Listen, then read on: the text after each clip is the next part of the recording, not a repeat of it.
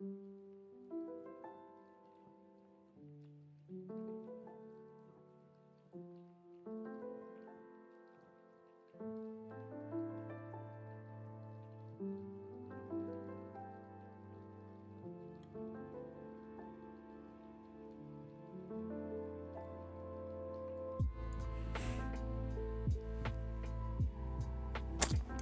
know. So, what are you going to do? All right.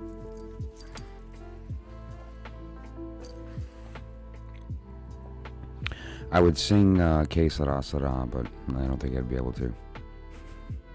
No, I'm not going to have it. Whatever will be, will be. Look at this one. This one's very interesting. This is a quite different one. This one's polarity. That's what this one is talking. This one speaks only polarity. And it's very good at it. Great for picking I Ching. Great for kind of looking at the motion of things. What direction is it going? Is it moving forward or backward? Right? Is it going up or down? Those are important questions, and this is very good at answering that. Simple, but effective. I'm going to just let the stream build up a little bit before I continue. I'm not sure when it cut off.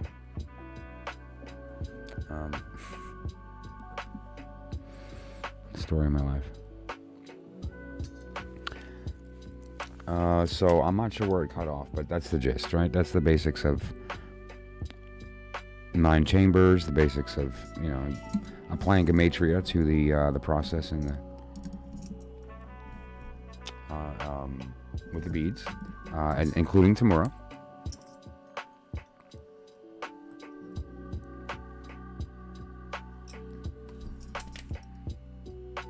Also very effective for an Tarot, but it would be really the reduction version of that, not the expansion version, right?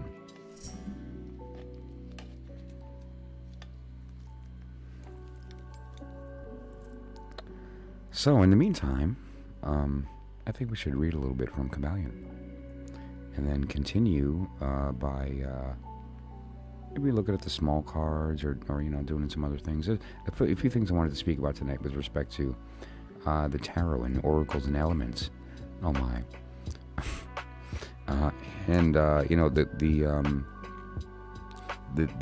tarot of ceremonial magic is not a bad deck for that either. It's a really good tool for, you know, looking at the elemental correspondences and how that we could use something like a bead oracle to very easily, you know, pick a court card. Right? It's the Queen of Cup. Right? And we have the Princess of Sword. Right?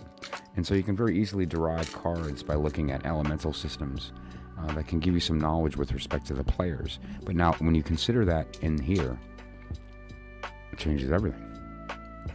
And so once these two are mixed in this dish, you get a real understanding of what's going on. So I'm just gonna pause it again for just a couple minutes to let this build up.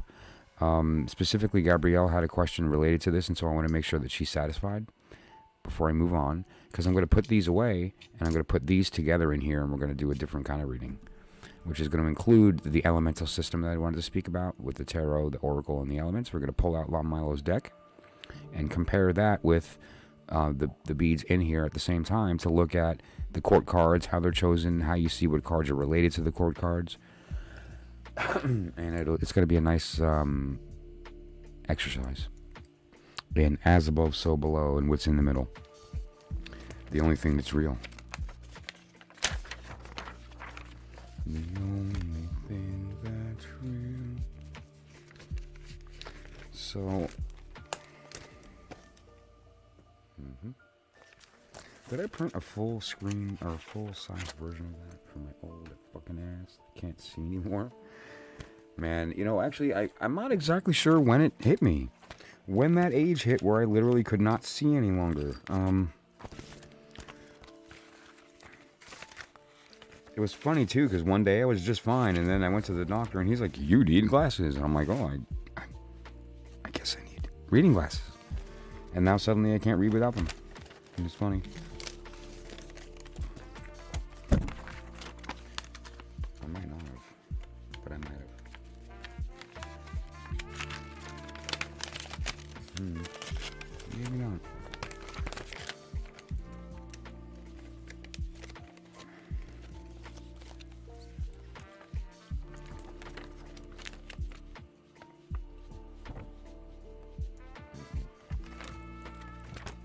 Nope. Okay. This one's relatively clear.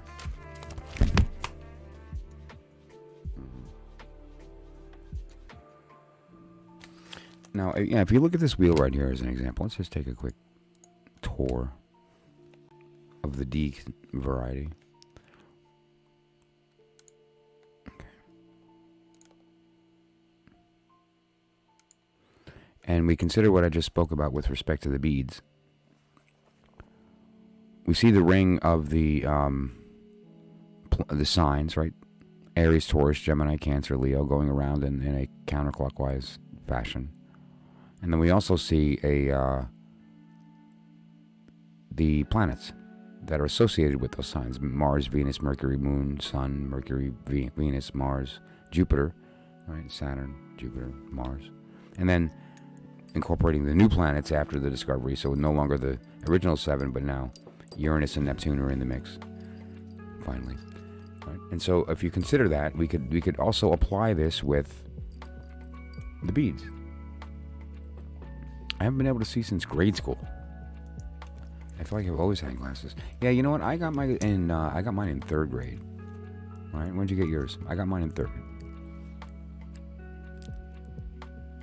I started wearing them in 5th, but I got them in 3rd.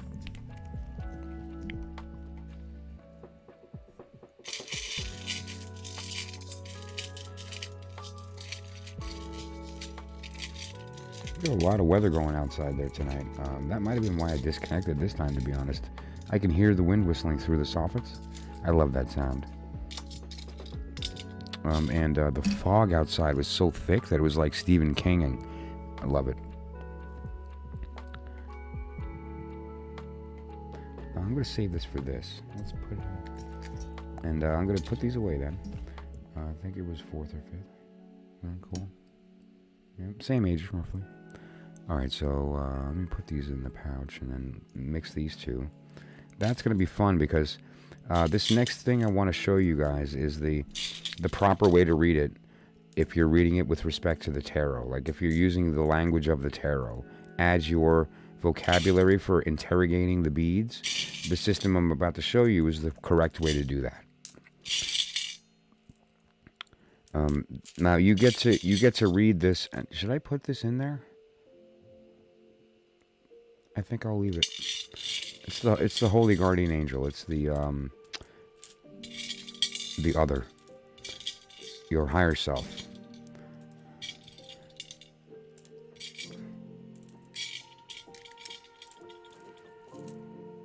I just feel like leaving it. That's why. Okay. Why not? You know, everyone thinks the answer to that's because it's not. The answer is why not.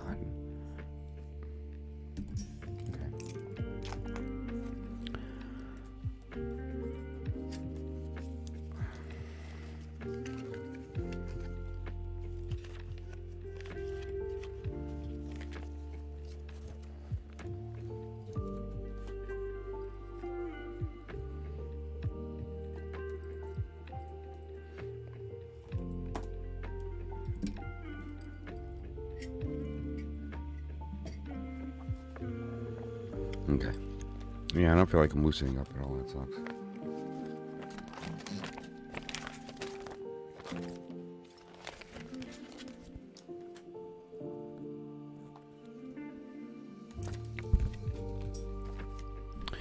This is the Hebrew alphabet. Every Sephiroth represents several things, and every line represents one of the letters, right? The trumps, the major arcana. Every line is one of the major arcana cards, and what those cards represent is the trial of transversing one Sephiroth to the next. Right. This is where we live in the lower world. Right. And that's the crown of Keter. Anyway, so then there's various methods of transversing, scrying up the tree. This is the abyss. But long story short, each one of these lines is a letter of the alphabet, which means it's also a tarot card, which means it's also a planet or a sign or an element, right? And so it's all right there. There it is. And where are those Sephiroth? The 10 digits. Those are represented here. Right. In these little beads. The spheres, the emanations, the pomegranates, the seeds, the sapphire.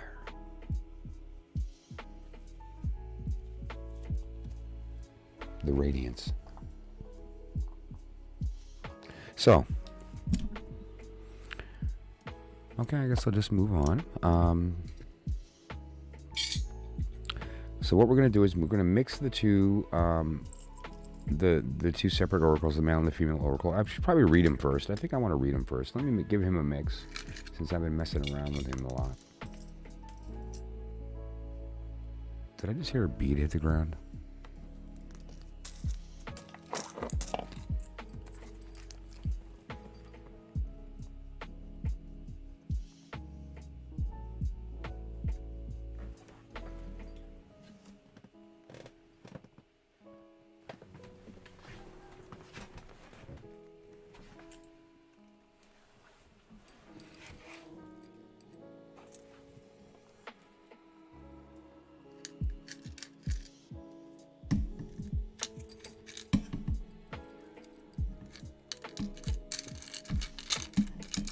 Yes, I did.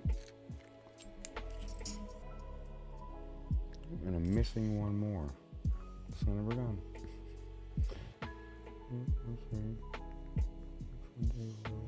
Thankfully, they're very easy to count, because you're only looking for 6 of each of them in here. But I am missing a red bead. Right, this red bead doesn't count. This is the significator. Oh no, it's hiding there. Nope, 1, 2, 3, 4, 5. Yep, I am missing.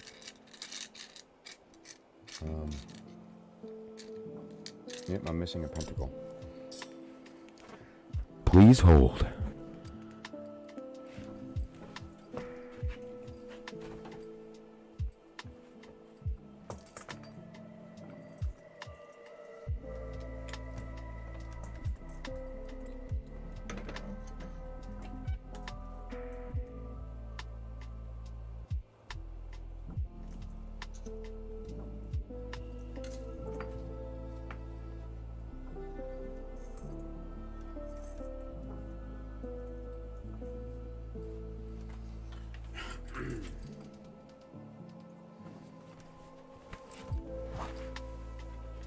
Okay, well, yeah, I'm gonna have to grab one from the backup. I found a bunch of beads, but not the one I needed. Yeah, there's a lot of beads on the ground. Okay, well, in that case, I thought I found them. There's 1, 2, 3, 4, yeah, okay, that's the only thing missing, thankfully. Oh, wait a minute. It was under that. Crisis averted. It was only the one. Okay. Isn't that funny? There's a strange. It's so great. There's a strange energy that is present on my streams, where at least once per stream, I spend 10 minutes in some futile act, and whether it's looking for something in a book that I recognize I didn't need to find, or that I was like on the page already, trying to find a tarot card, and then recognizing that it's the one on top. It's just. So this was the one for today, I hope.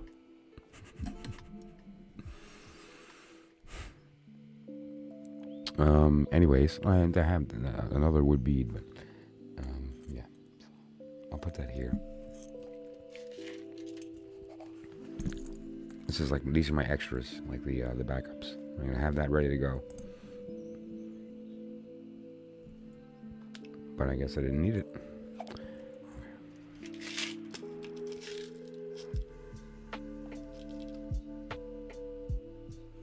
Yeah, let's make sure they're still centered one before I.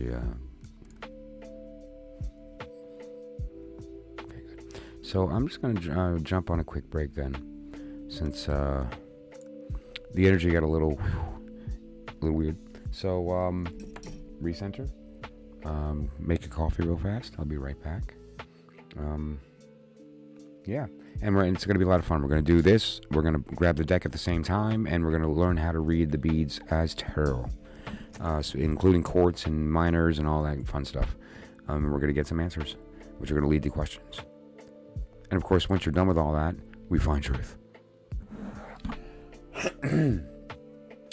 Yeah. Sorry about my voice, guys. I really apologize. You know, when your actual act is to communicate verbally, yeah, just funny. Okay, so that said, though, I'll be right back. Seeing the speed of.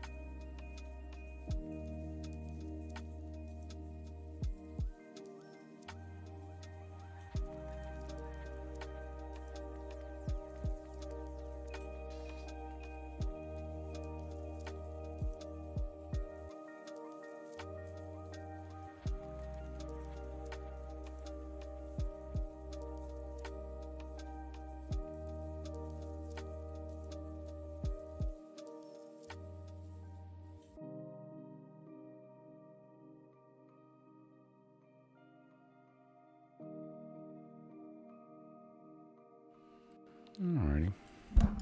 So, let me check and make sure that it didn't drop. So sorry about that. It's probably gonna happen again. I don't know. It's a little stormy out tonight, so they're pretty. It's a little stormy tonight, so we may wind up having some anomalies with respect to the internet. I like that word. You know what that means? Stuff you think you can't control. That's what an anomaly is. Anomalies are stuff you think you can control.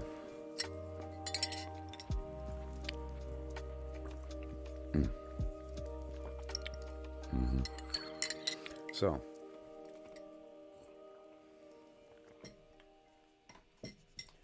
what were we talking about? Yeah, right. So we can mix these together and take a look at how we read the cards along with the beads.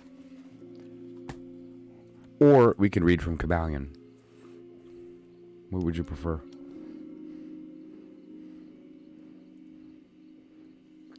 I'm not sure who's back. Kitty, if you're still here, say hey. Let me know that I didn't drop off. And otherwise, just let me know, just like in a quick word or a thumb up. Would you rather read from Kybalion or take a look at some tarot beads? Let me get the deck in the meantime.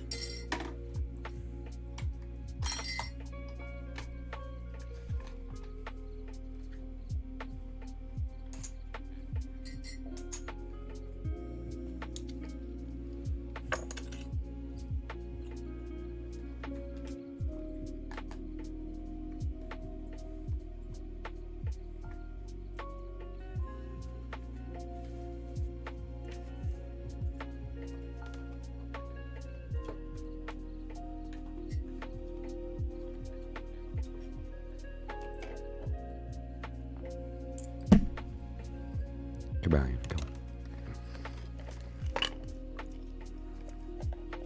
Yeah, it's a goodie.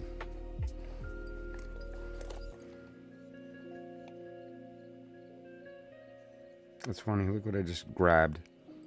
This is great.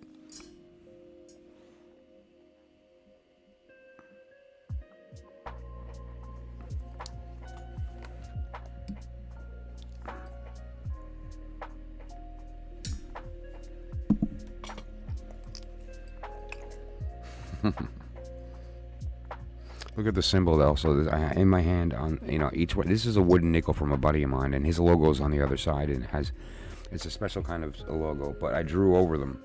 Each one I drew over a different face, and look at the face for this one. Right, it's just a cute little drawing that I do on each one of his nickels to cover up his logo. And this one has one eye closed and one eye open on the crown. It's very neat, and that's the. So I guess we're reading from Kybalion. But let me grab the Ducat deck. Tarot of Ceremonial Magic. I think I still have it up as my spotlight. Yeah. Tarot of Ceremonial Magic. There it is. And we're going to use that when reading the beads to look at the elemental correspondences as well. So we're going to have it out and ready. And we'll actually see what we're about to read applied in a moment. Because, the best kind of Hermeticism, frankly, as far as I'm concerned, is applied Hermeticism. Right? And everyone catch that? Okay, good. So, the best kind of Hermeticism is applied Hermeticism. It's fun to think about. It's fun to do the Gematria, but then what do you do with that? You use that Gematria to make change in the world.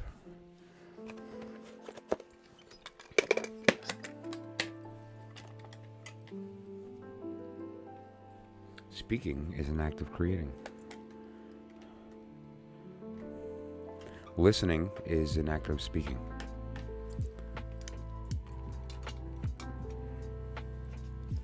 That's not Kybalion, but that's Michael Karras, but that's truth, right? It's the same story. Speaking is an act of creation, and listening is an act of speaking.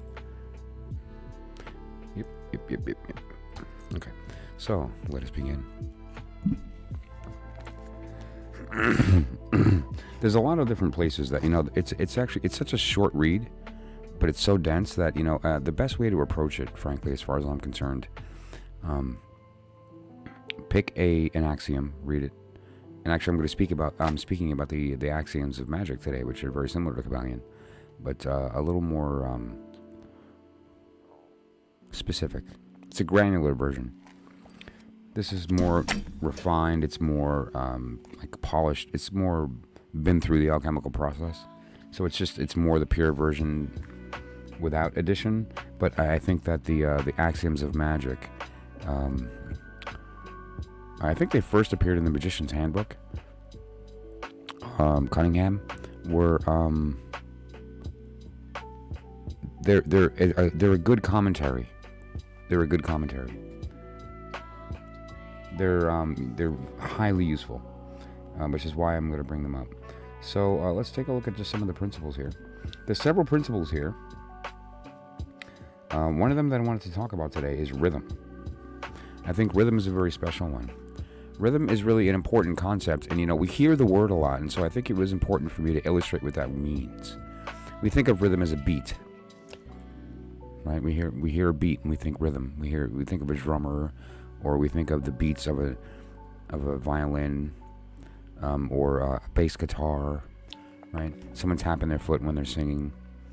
But rhythm is something much, much deeper than that. If we understand the idea that everything is in motion, rotating, revolving, a clear view revolution is in my channel. Where have you been? And dude, how's it going? That's awesome. I missed you. So, there is an implied idea here of an ebb and a flow. If something's rotating, it's going up and then down, and there's a speed to that, and that can be graphed over time as a wave.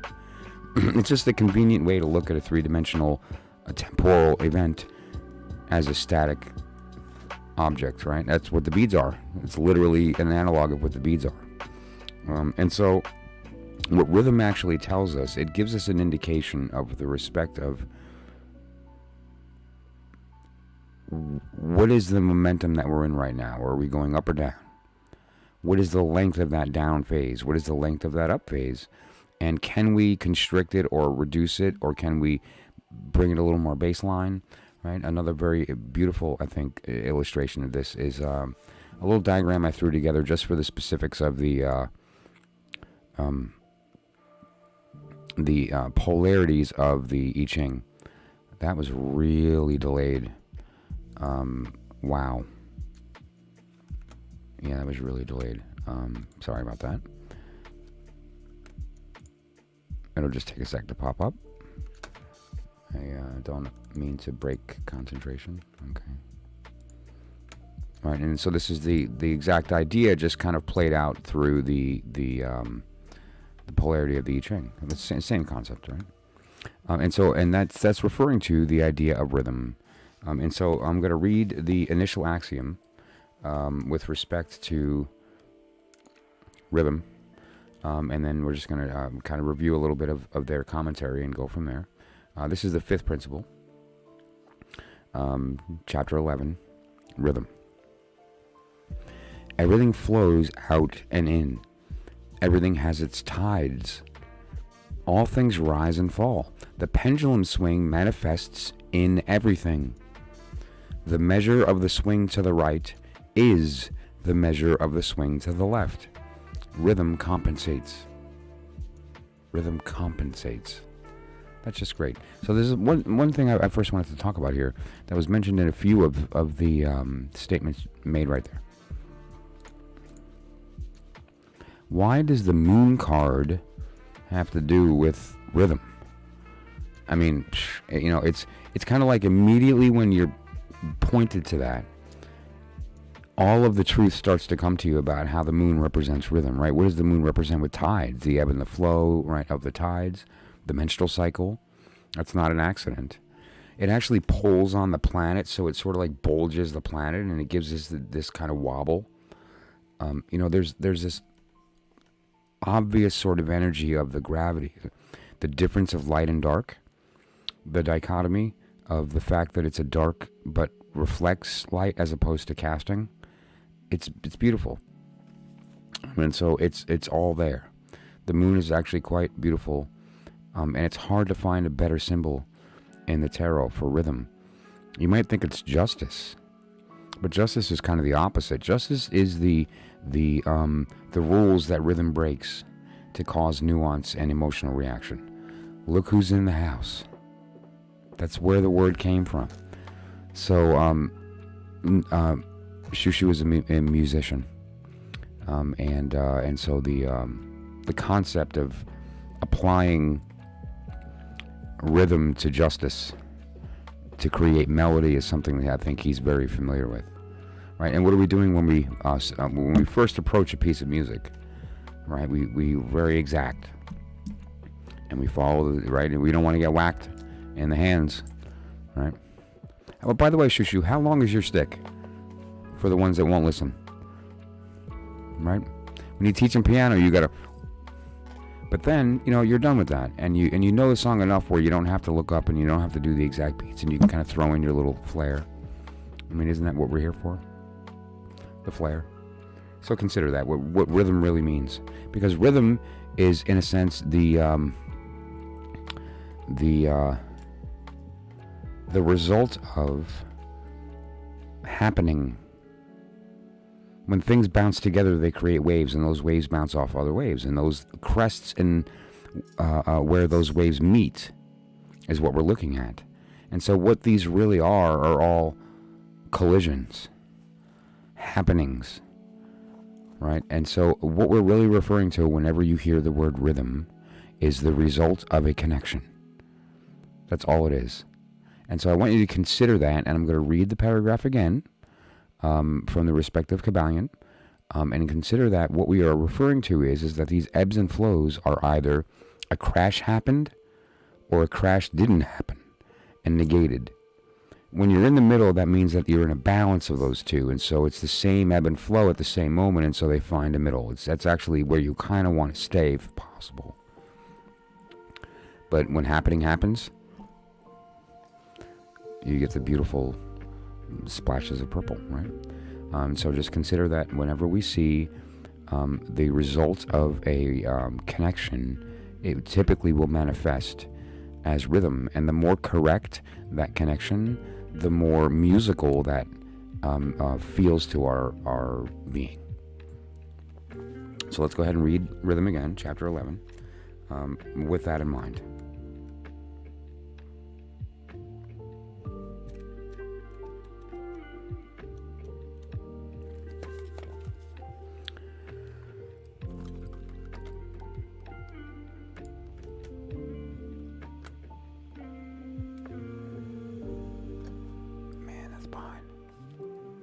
Everything flows out and in.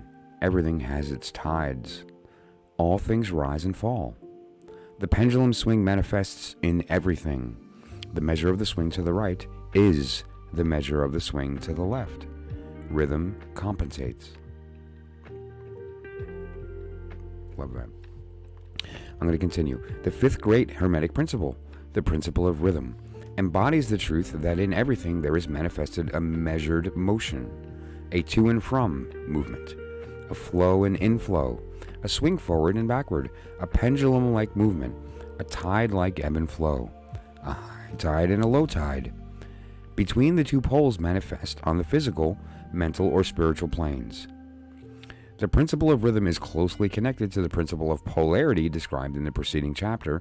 Rhythm manifests between the two poles established by the principle of polarity. Just read that again. Rhythm manifests between the two poles established by the principle of polarity. Now, the principle of polarity I've spoken here before, that those two pillars are a lie. They're just an indication of this, of the extremes of the range, and those extremes are infinite. And so all there really is that middle. Polarity is really just a series of shades that we misinterpret as the ends of some line. It's not a line, it's a donut. So, exactly. See, that person gets it. Like, that person actually, like really gets it.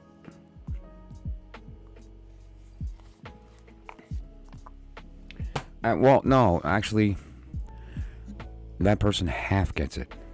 Because that's just bestowal. You're missing the reception part. There is no pooping, and there is no peeing if there is no consumption. So where's the eating?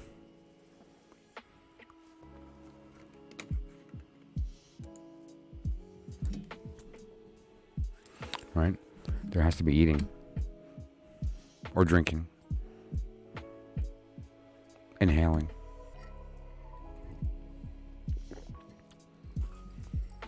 But thank you for the wisdom. That's awesome.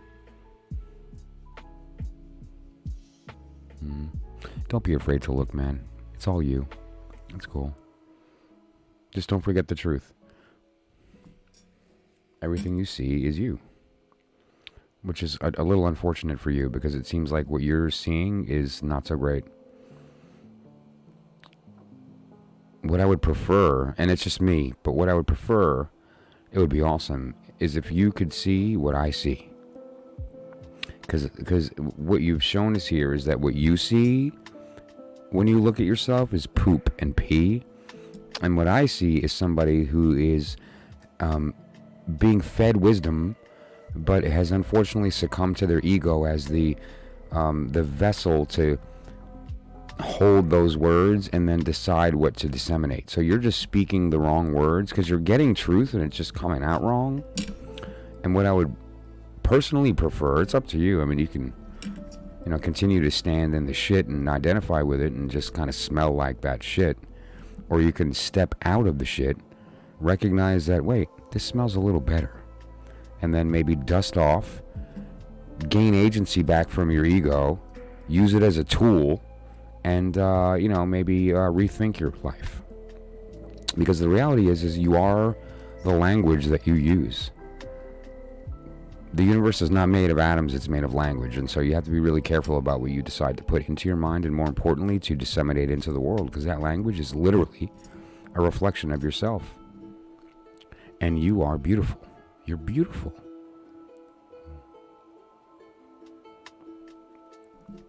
You're holy. Kidding? How dare you profane yourself? So be it. I mean, it's your choice. I do it to myself too sometimes. I won't blame you.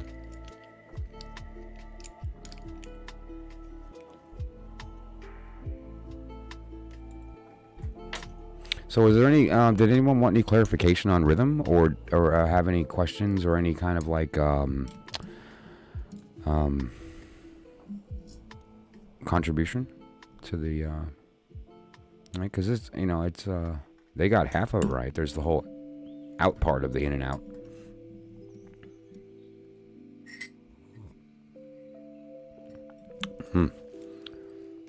Tasty. Let me make sure this is still lined up as far as the overlay.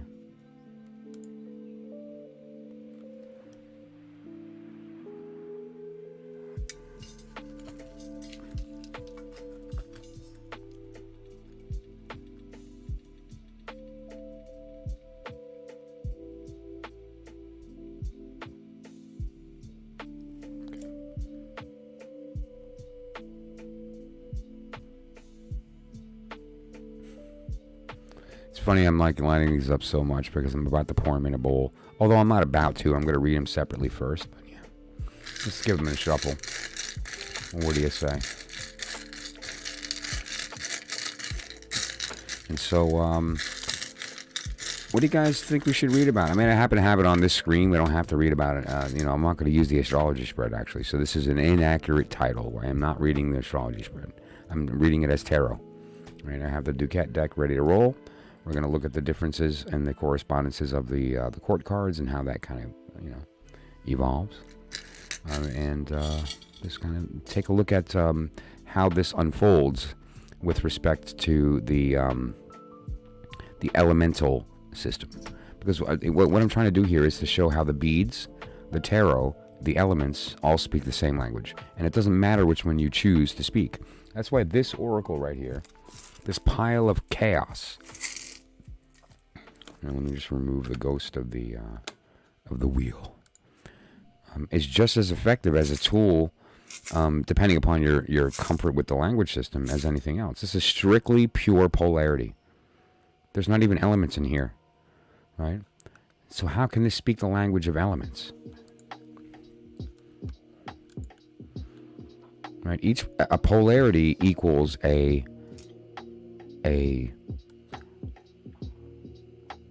perspective, a small piece of, a reflection of, an essence of one of the elements.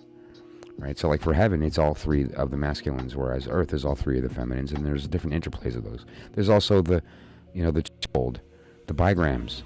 There's also the single polarities, right? The trigrams, the hexagrams. This whole idea is strictly polarity, but does manifest elements. So like for instance, the element of fire, which we're all very familiar with in tarot, with the wand, with the will, and all these other words. If we look at fire here, that's strictly two yang with the yin line, right? And that's two positive and one negative. That's it. Two positives surrounding a negative. That's what we're talking about here. And so, depending upon your comfort with the language of elements, that really unlocks a lot. And depending upon your comfort with the language of tarot, that can unlock the language of the elements. Depending upon your comfort with the vocabulary of astrology, it ties them all together as well. And so like the Duquette deck is a good example of that, where there's a lot of that is just visible right away on the deck. Like for instance, this is the airy part of fire. He's got Gemini and Jupiter, like Jupiter and Gemini. Fire is in the heart, right? Air is in the air section, and so forth. Right? It just gives you a lot of kind of information. There's even some like Goetic stuff and some other fun stuff there. And that information is readily available just on the card quickly. And that's a great advantage as a tarot reader or as a magician that's using the cards for magical work or for study. The Duquette deck is great for that. And in conjunction with the Crowley deck, which has all of that information but hidden. Right? This is the truth in secret. This is the truth told openly. I mean, that's just really... Is that... Okay, no. So, here you'll see that we have the moon in Mercury. Or, sorry, Taurus. The moon in Taurus. All right, there's Taurus, there's the moon. And then we have that beautiful rose cross in the center and some other, like, interesting symbolism there as well. But it's all... The Crowley deck is complete in the symbolism. Complete. It's just not obvious. But that's good because it allows us to take that path of study and learning and discovery. And it is, however, holographically a beautiful, perfect representation of truth. It really is. Duquette's deck is exactly the same thing, just told openly. So it's sort of the Rosetta Stone. They work well together. And so we're going to be using that today to look at this. And so what I'm going to do now is just to kind of take a look at these two separate oracles. Give them a quick shuffle. Put her back in her position after I shuffle, and then we're going to read them together, then put them here, and then read it accordingly. They do look beautiful together in here too. The way these color patterns, you wouldn't think so, but they do. They actually gel quite nicely. Let's get these kind of step back up.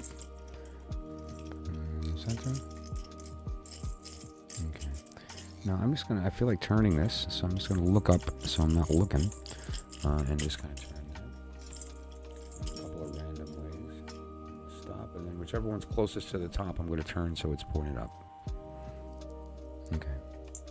Just even that out and just leave that. Same thing with this. Now this you can get a little more rough with because it's in a little dish, and very few of the pieces are actually round with the exception of the pentacles. Okay.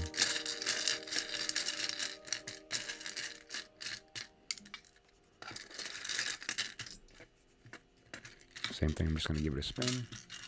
Let's find a spot to point up. Okay. Great. Now this I'm going to keep in here, and what this is the small cards, right? This is, there are 3 of her wands, 3 of his, 3 of her cups, 3 of his, 3 of her swords, 3 of his. And this is the product of their union. So when we put them in the dish, we're going to get the reading, and we're going to read it the way you would tarot. And then we're going to, while we're reading this, we're going to look at this, and they are analogs, right? This is sort of like the unfolding of that, and whenever we want to get some additional guidance, we shuffle it, which is you either just flip them, or you can actually flip the whole thing, or you can, however you feel like you want to kind of give it a shuffle, just give it a shuffle, put it back down, and then it's there and available for us to reference during the reading. Like if we're looking at the higher world here, we can look at it up here as well for spirit. If we're looking over here at the heart, we can look over here as well, right? Sorry about the ring light, guys. Same thing here with the air, and at this section we can kind of, it's there. Now, if you, I love holding it, but that's not going to help them in the live stream. But I just usually hold it in my hand, and it's a nice experience. It's heavy. A lot of these beads are heavy, and it's got a good weight to it. And because of that, it's a good. It feels good to read. I enjoy the experience. So, looking at her, right? Let me get my stylus. Starting at the so let that catch up at the spirit center here. You'll see that it's flanked on both sides now. We have 2 swords, and in between those are 2 hearts, right? So each one sort of is speaking their heart. This idea of these 2 separate desires. These are 2 separate desires in the mind. Not the mind, the heart. Sorry. The spirit of this self. It has 2 separate wants that are being spoken. It moved. I wanted to speak to that. I'm kind of glad that happened. I wanted to speak to that because when the beads move during the reading, that says something. Now, what just occurred? What just occurred is the desire of this bottom heart just moved into heart. Right, so the spirit here is surrounded by 2 hearts in these 2 blue beads, and the will to speak that just moved into the heart. Like somebody out there just felt the desire to speak their heart. 12. 12?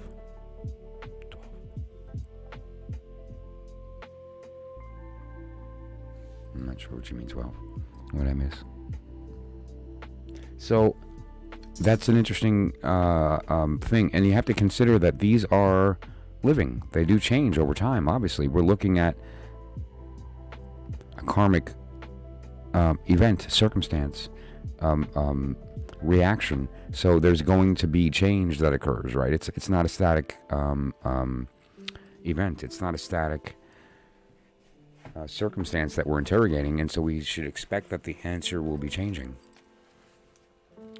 Which is kind of the value of the beads anyway. You don't have to keep shuffling cards and pulling cards to see the change. You see the whole picture at once and can view the unfolding whenever you want by shuffling, right?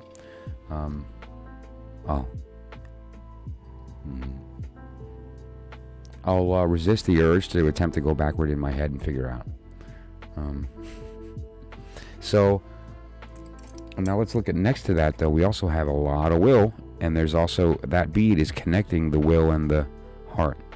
So there's another desire here, and it's actually super crazy strong because it's surrounded by 3 of these pink beads, which are the will, the wand, and it is connected to the speak. So there's something that's already being spoken, and there's a thing that just dropped into the heart that wants to be. God bless you. Arlos needs another truth. Go for it, buddy. What's going on, handsome? He's giving me that side eye look. Okay. So that dropped into the heart, and that wants to be spoken but isn't yet. This is being spoken, and it is a strong desire, so it makes sense. And this is also, this desire includes a pentacle, meaning that this actually is something that exists and is a passionate subject.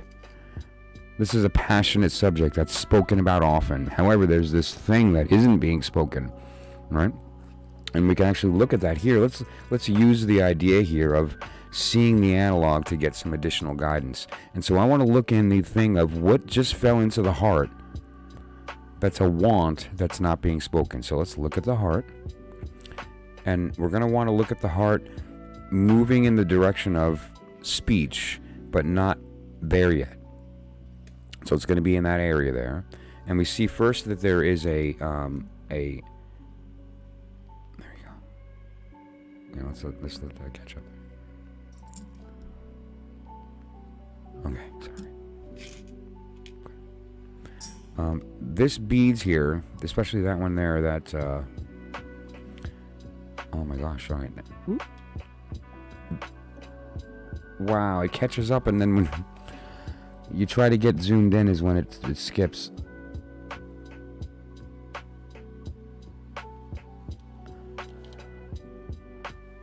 Okay, that bead right there, that red and white.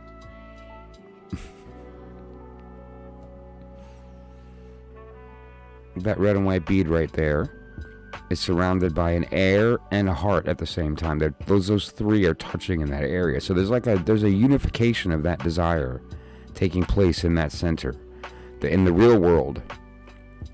Like things came together in the heart section. There was pieces missing, and some pieces came together in the heart that allowed this desire to communicate to take place. Okay. Sorry it took so long to explain that. You have to see it and to make it for, because otherwise you're just hearing me speak words. And it's important that I have the illustration with the words, and so you understand the why naturally, like organically. The why makes sense when you can see it. So thank you for your patience. I'll be patient if you promise to be patient as well. So now when we move down here, it's the active version of the reading, so to speak. It's the masculine version of the karma. And what this does is it gives us a different perspective of the same story. And that's the point here. Everything that we're looking at here is an as above, so below type of situation. These two things combine to make this. Okay? These two things combine to make this. Then this is a direct analog, the physically manifested version of this. Okay, so this is the higher world. We look up in the sky, and this is what we see. This is the world we live in. This is the world we work in. This is our house. This is our jobs, right? And this is our higher self, split in two, the masculine, feminine, the right and left brain, right? Our creative side and our, oh my gosh, our creative side and our mathematical side. The one that does algebra and the one that paints pictures. The one that learns how to play piano and the one that writes songs. Right? You see that? And so, you're other. Right? You're other. And so the analogs are all there. And they point to a very important truth. So let's take a look. Let's take a look at what he has to say compared to what she had to say in this same kind of respect. That basically that there's two desires. One that's very obvious to everybody because it's something that you talk about. You like talking about it because it's something you enjoy doing or that you're good at or that you like. Oh, look at this thing I did. Right? That's that green bead. And that green bead is the thing that you did that you're communicating with all this. What's like? Oh, I have this big passionate thing, and everyone knows because they talk about it all the time. And that's what this is. Whatever that thing is, you'll know. And so will everyone around you. But now here, let's look at that. What is this thing that dropped into the heart that you're not telling, but there's a lot of emotion in? Like there's feelings. Is it positive? Is it negative? Is it karmic? Or is it basic? In her case, her 5 beads don't move. In his, they do. I kept them in. They look like this. There's one here. I'll put it back where I got it. They look like that.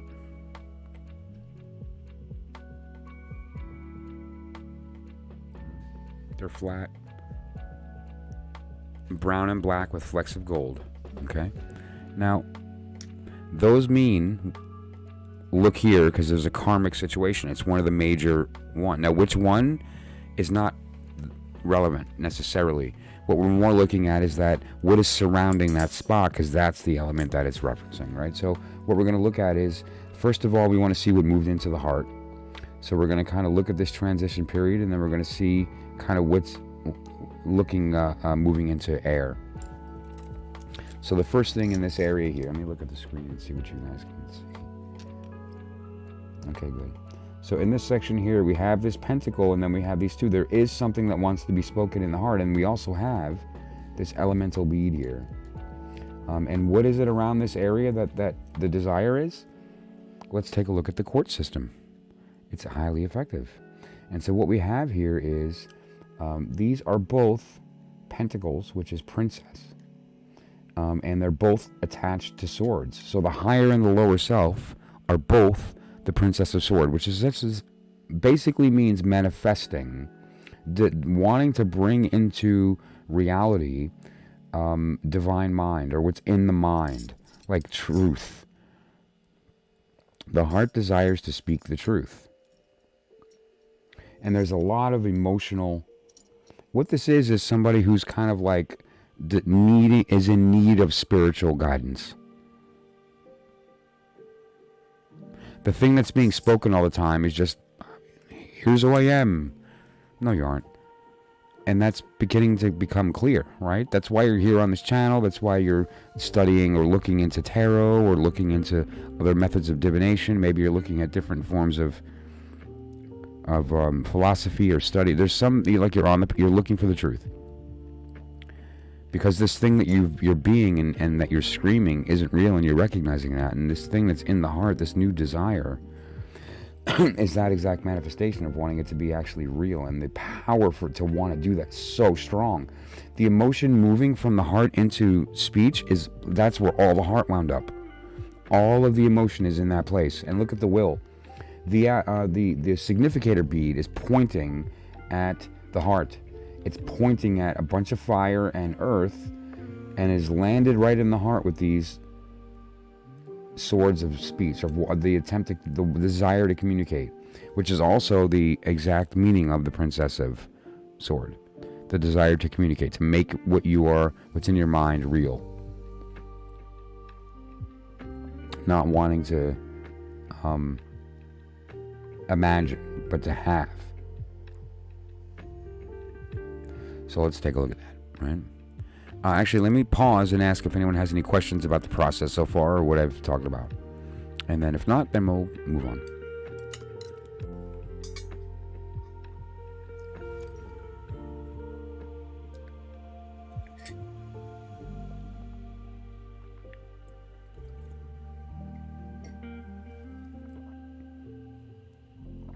My thumb ring broke again. It's the second thumb ring that's broken. Strange.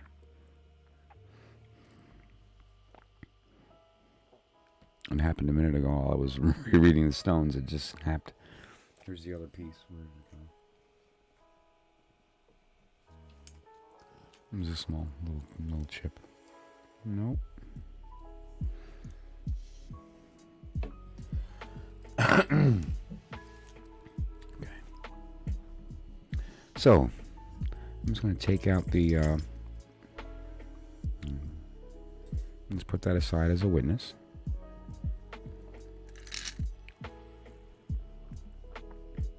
This is the wand cup.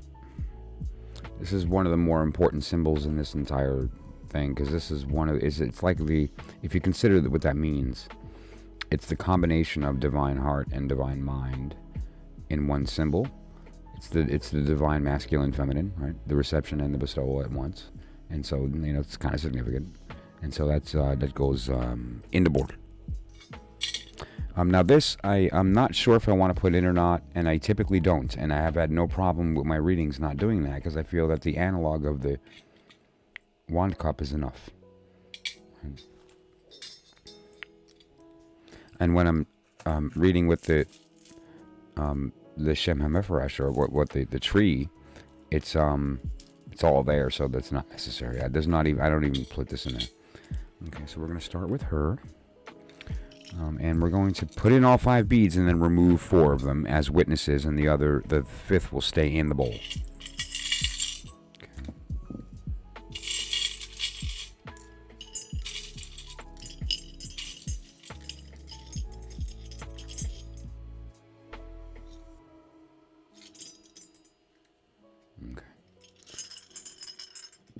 Yeah, where did I put that?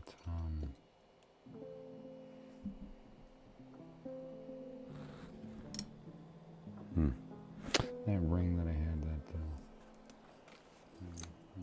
anyways, I don't remember if I put it.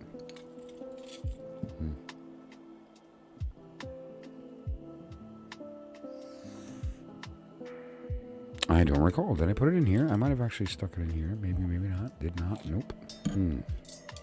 Okay. Oh, okay. It's off to the side. Very good. Excellent, Michael. Thank you. You're welcome. So I'm going to just give this a quick stir, and then we're going to introduce the male to the mix. Now, so what's in here right now is all of his elements, all of her elements, basically the Wands, Cups, Sword, and Pentacles mixed together, as well as his, basically the 3 letters. That's what these represent. Right? These both represent the 3 letters of both circumstances, and so his are represented by those 3 openings of reception in his wand cup. Love that. And then we have the 2 significators, his and hers. Okay, and they point at the truth. Hers points in this direction, right? This is her tip. And in this, he points in that direction. He starts at the blue and he points toward the red. Then the other bead that we have here is the Holy Guardian Angel. It's just there to, again, give us a place to potentially look at that's going to give us some guidance, depending on how we're reading it. Today we're going to be reading it with tarot, so it's going to tell us what cards to look at. It's going to be a significant bead. And then the rest of them are just the elements of the 2 mixed together. Okay, so let's just give it a stir.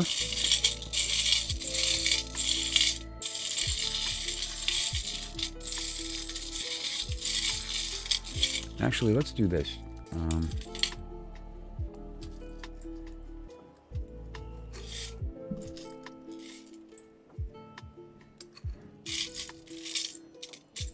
Okay.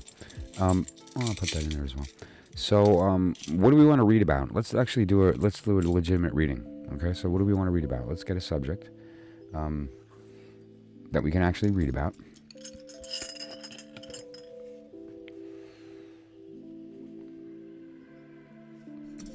Stick that in there. That'll be fun. Get some guidance, maybe. You never know. But I think it would be more appropriate to actually apply it to a thing now. You know, we've been talking about this idea of something dropping into the heart with the attempt to communicate, that wants to be communicated because something else is being communicated. Basically, an old way of thinking, right?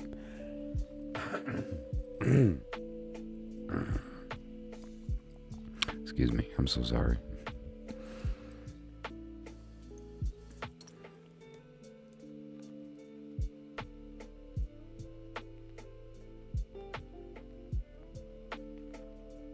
I mean, we could simply use the significator in the dish to make that decision. That might be fun.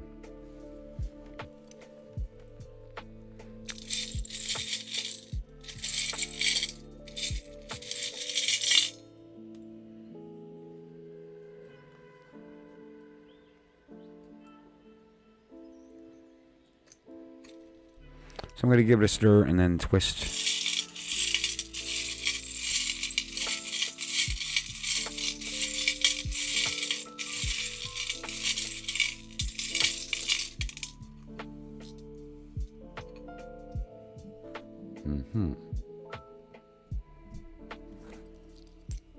That's interesting. Look at that.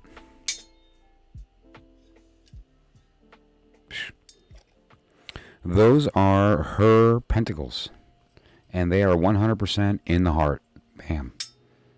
All she wants is to make this thing happen. It's like a big deal in her heart. That's the higher self. That's like karmic, as opposed to the lower self version, which are his pentacles. And his pentacles are these red beads. And they're represented here as those black and white ones. Those are his pentacles in the lower world. Right? And so if we consider moving from heart into speech, that's what we're trying to read, that line basically, right? And let me illustrate that with that overlay.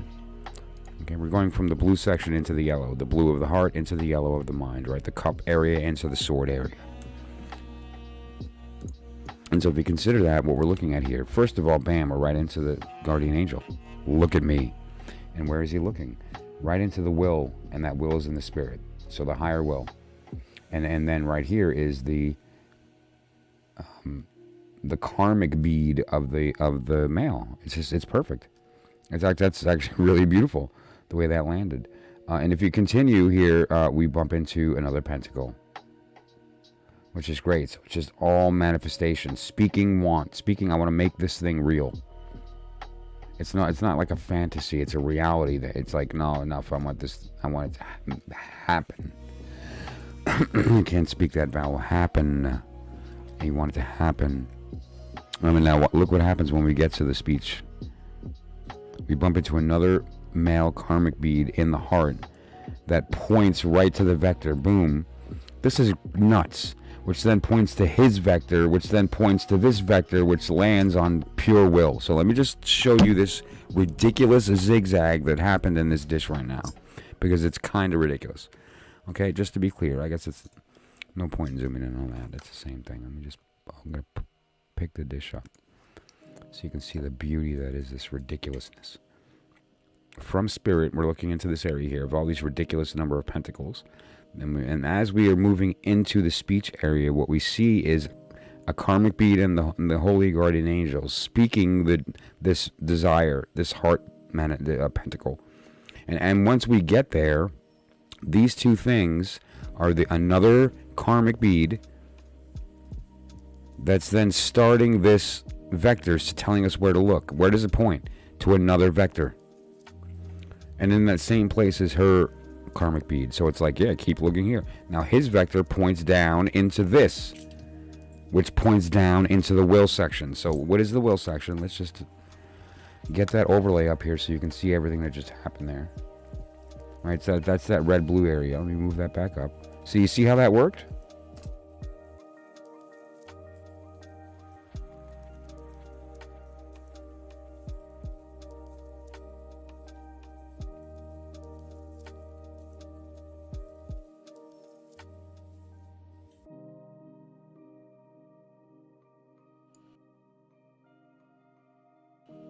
Sorry about that. So you see how that worked? And these different sections tell us kind of where to look, right? And so when we're looking at the bottom area is when we're in the area of the will, the wand. And over here is in the pentacle area. And so if we consider reading it like that, within that context, everything is pointing to the will section in this sort of serpentine fashion. It's almost like the literal divine kundalini is coming directly from your spirit, installed into the heart as a desire to communicate this thing directly to the will. So let's look at what that is. We're going to shuffle this. I'm going to shuffle this. And then we're going to read it like tarot.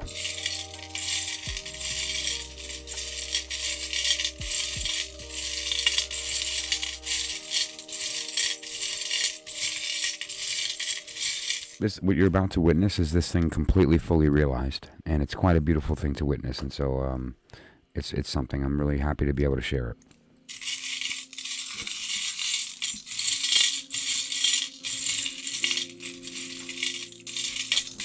Okay, and I'll just give it a quick spin until I feel like it's time to stop. Okay. All right, good. Right there's fine.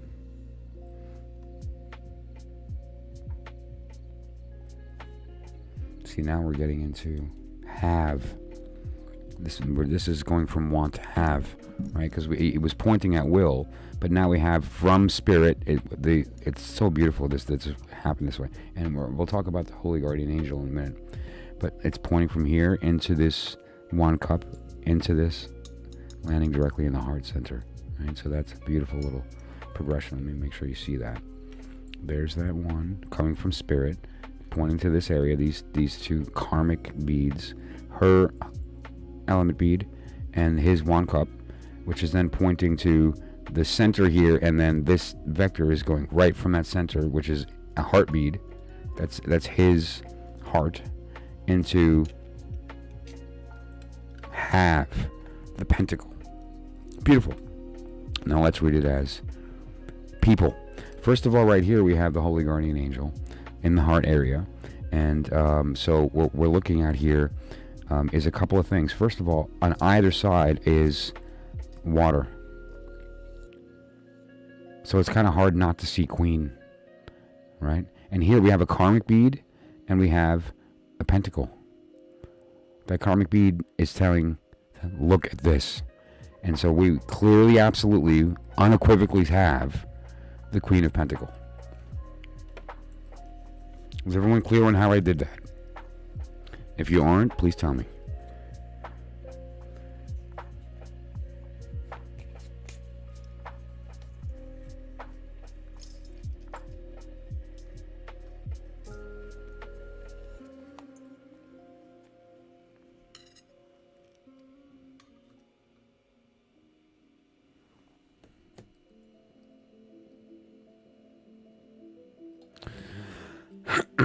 She also represents the moon, which is beautiful. Let me get that card out. Have it up on the desk. So, and don't forget the rule, which is a beautiful, quick one to remember. But basically, the idea that the all of the cups are queens.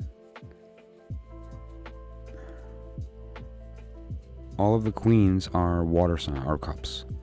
The Queen of Swords is the watery part of air. The Queen of Pentacles is the watery part of earth.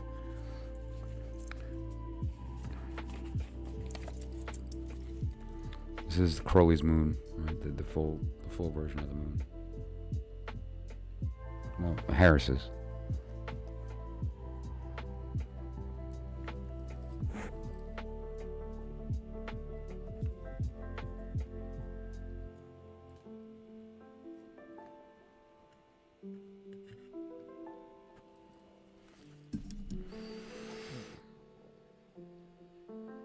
So, yeah, Queen of Swords, right? And now, let's follow the progression, and then we'll begin to interpret this as well. But and we know the Queen of Swords is the watery part of Earth, or Pentacle rather. The Queen of Pentacle is the watery part of Earth, and so that is the desire to make real, the thing that you want to have. That the implication of that is that you don't have it. Want means don't have, right? So this is something that you want to make real. She is communicating that. The queens communicate differently. The queens create through the act of reception and then birth. And the reception comes through the idea of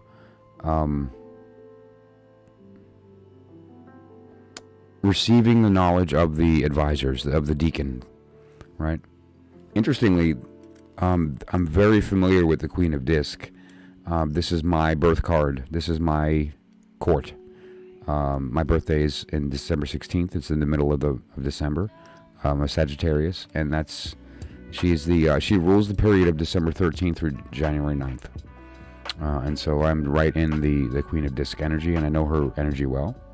The moon energy is interesting with her respect because of that. Because of her idea of being the watery part, and the fact that water meaning cup, meanings receive, means that you don't have, that you're in a state of wanting to manifest, is something that I think personally in my own experience as in this place is to motivate me. It's my muse. It's my agenda. It's always driven toward making something real, making something happen.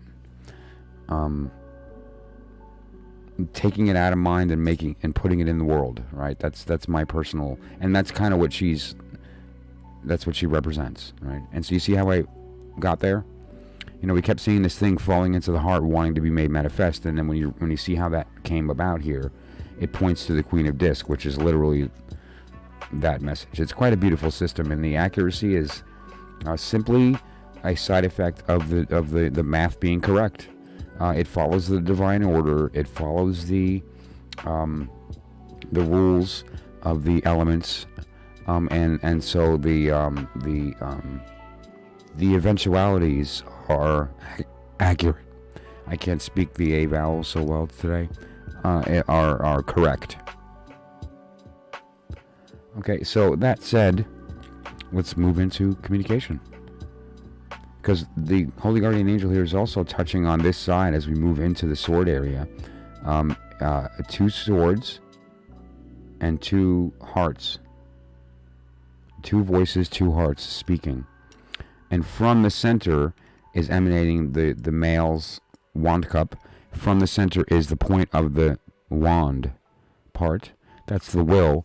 And outward is the heart. So it's in the act of moving into the sword is speaking heart. It's all over the place here and landed perfectly. It would have been different. If that were opposite, it would have been the opposite of that. And now in this case, from spirit, it's pointing into that same direction. These 3 actually are converging on communication. And the area that's in here right now is that there's several pentacles, but we also have her pointing into have. Remember, we're out of want and we're into have. And the way that that's going to occur is through the act of speaking. Without speaking it, without making it known, without making this desire spoken, it will not be made manifest. The way to move it from here to here, you can't skip. This is a pentagram. Right? And so if you consider the shape of that, you can't just jump from one leg to the other. You have to go up and down. Okay? Or if you're in heart, you're going to have to go across, down, up and down. Right? You got a little transversing to do. And where you are determines how many steps. So where you are right now isn't actually a beautiful place of having this ability to, if you simply speak the thing that you desire, what that's going to do, since you're in the center, what that allows you to do is to essentially pick a spot, and that lets you just jump to spirit and do one line down into have. But that's not going to happen unless you speak. If you don't speak, you're going to be stuck. You want it really bad. We saw all this in all the cases, that heart is just like pounding to say this thing, but it's being drowned out by this other thing that you're just used to blabbing. It's like holding on to its toxic part of yourself, or holding on to an identity that's no longer useful. And by letting it go, you're going to literally have the thing you want to be spoken. And that last shell is that actual word being spoken. Don't forget, everything that you have, you spoke into existence. This is that thing being spoken in the have. This is. So I'm going to pause and ask if anyone has any questions about how I got there.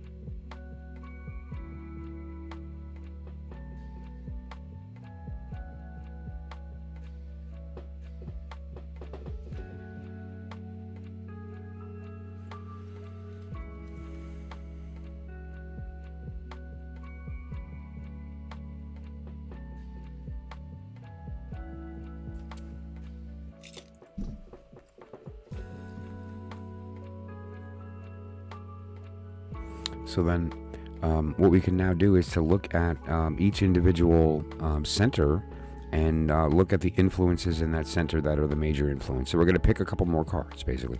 I'm going to take the Queen of Discs and just kind of have her aside here. And she's going to just continue to be present in the reading, but we're going to be putting more cards on top of her, and then we're going to do a spread with that. Because why not?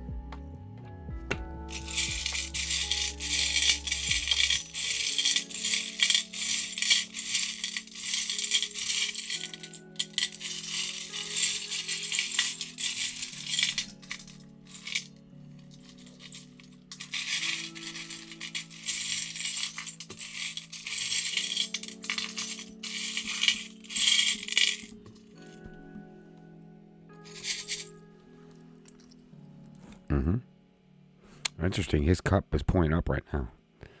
Mm-hmm. The cup's a wand and it's pointed straight up. There is a desire to make something happen right here, and it landed in the communication section. Right. This is in the air portion. What were we shuffling for? We want to see some more influences here. Well, let's use each different section. So let's look at, for instance, well, we know what the manifestation is in the heart. We grabbed her that way. Let's look at mind. And let's look at the predominant energies here. There's a fire bead waiting to be looked at right here. This is one of the fire beads of the masculine. He's a special one because he has this red splash. This little red splash right there. None of the other beads have that. And so that's interesting. So we'll look at fire. There's a lot of water there too, though, and a lot of air. The predominant energy here is, let's see, there's 3 air, 3 water.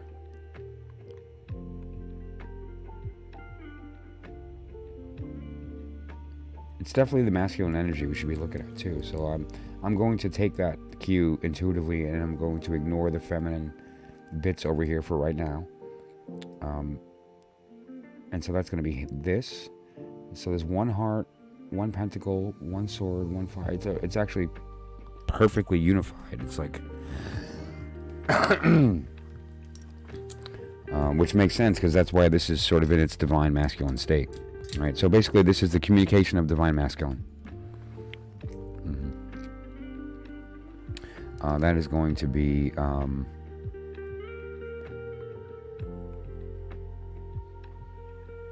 the King of Pentacle, or the King of Sword. I'm going to say the King of Sword, and the reason I'm saying that is because the karmic, well, I guess it doesn't, I keep switching like it's going to change. It's not, I forgot, it's the same zoom. The karmic bead for the masculine, which is in this whole area here, is touching the sword, not the pentacle. So I'm going to be, right, I'm going to be reading that as the King of Pentacle. Sword, the King of Sword. Michael, I'm tired. I'm sorry, I'm tired. King of Sword. And so the King of Sword is going to be part of this story with this Queen of Disc. And we'll look at his elemental correspondences here as well. Okay. Now, in the Thoth system, the king is the knight. And how did I derive that? Because all the kings are wand. If you see a wand, if you see fire, it means a knight or a king, right? And you'll see his other symbols here. So, for instance, there is the the symbol of, well, you have the fiery part of air, but here you also have the symbol of fire. Fire. These are the dates of that individual's intelligence's deacon period. Deacon period. There's 1 deacon per 10 degrees, so there's 3 small cards related to each court. In this case, that is the period of time that is referenced to that. And if we review the wheel, we can see what those courts are, right? So we're looking at the period of May 11th to June 10th. And if we jump on here from May 11th to June 10th, you'll see that corresponds. It's on the bottom left in Taurus. And you'll see the Knight of Swords on the bottom there. That connects that 7 of Disc, the 8 of Sword, the 9 of Sword. The period of Taurus into Gemini. And the 3 cards that are relevant in the Knight of Sword here are the 7 of Disc and the 8 and 9 of Sword.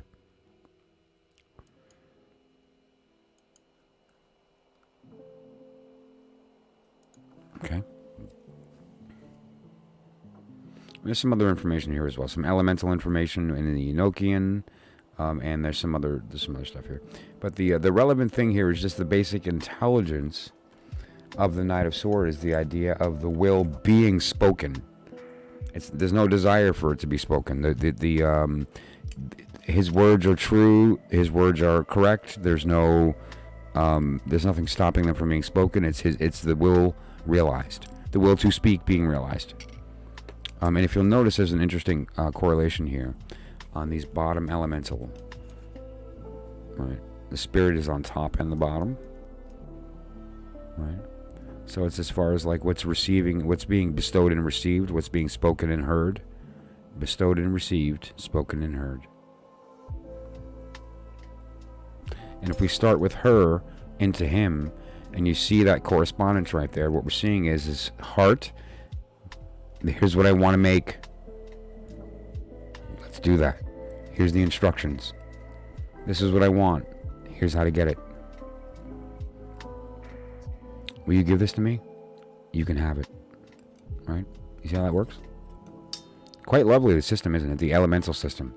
And that same idea, just to be clear, the same idea of the elements here are right there. Right? We know that the pink is wand. It's red. Right?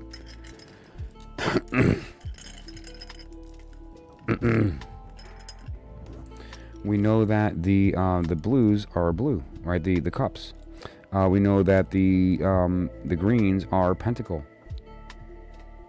Okay, and so it's we can begin to draw this correlation between the beads here and the court cards to actually make a direct correlation to tarot and what we're looking at here. Because what you're looking at, especially if you're a tarot reader, some bells just started to ring, right? If you're a tarot reader, some serious smoke is going to start coming out of your head, because I just lit a flame, and it's an important connection to the vocabulary, because what this does is unlock the power to read the universe without cards. When you learn the system of color and touch and combination, you look up at the world and you just read what you're looking at, right? And that's what I'm trying to accomplish here, is for you to develop the vocabulary for you to be able to read the tarot by closing your eyes and reading the flashing lights that come. I mean, any phenomena that enters your perception can be utilized as an oracle with the correct language. It's very powerful. And so I'm just going to kind of pause and ask if there's any questions, or anyone would like any clarification on what I just covered with respect to the elements and the quartz, because I'm going to move on to looking at it in the dish, and we want to make sure that if there's anything I missed, please let me know. Look how beautiful the opposites are of these two. The I Ching are beautiful opposites.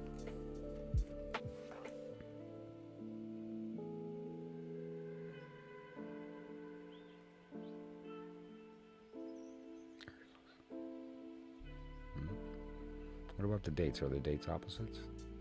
Let's look at it on the wheel. Let's see these two individuals on the wheel. So we're going to find him, the Knight of Sword, on the bottom, like basically in the middle, right? That Knight of Sword, right before the Queen of Cup on the wheel there, on the outer band. And she is in, again, I'm very familiar with her because it's on my birthday, is toward the top there. So they're almost opposite each other. There are some overlap spots that are almost opposite of each other. So there is a complementariness to that. And you'll see that she is primarily in the energy of disc, but she enters as a wand. He is primarily in the energy of air, but he enters as disc.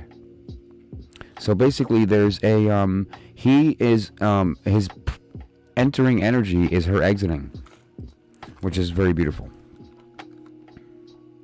Since, with respect to how that math unfolds, the queen comes first, right? And so that makes sense.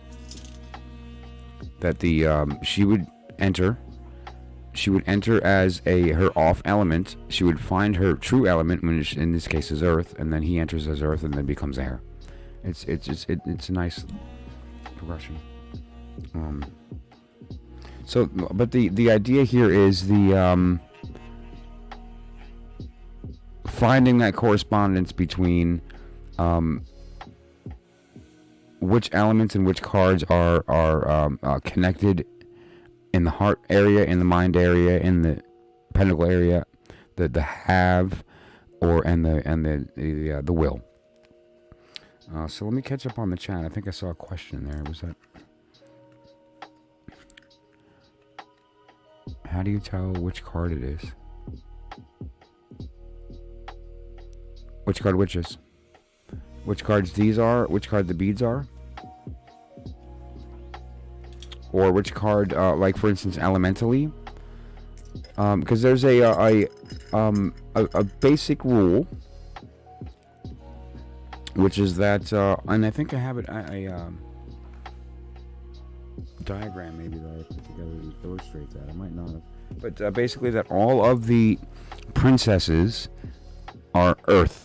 All of the princes are air. All of the queens are water. And all of the kings are fire. So if you grab a bead... Oh, I did. Okay, good. Yeah, just grab a bead. That's a karmic bead. So this is earth. So that's going to be a princess. Of wand. Right? Princess of wand. And I thought I had a shortcut. I don't know why I didn't. No. I put together all kinds of diagrams, including the court cards and the I Ching. That's a great one. That one comes in handy. Let me...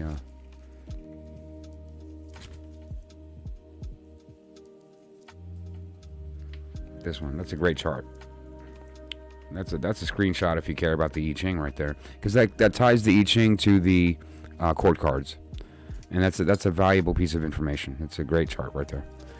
Yeah. And I made it small so I can stick it all over the place.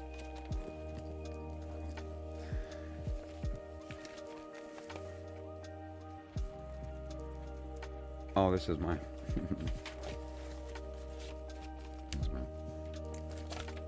This is my birth chart, my personal birth chart.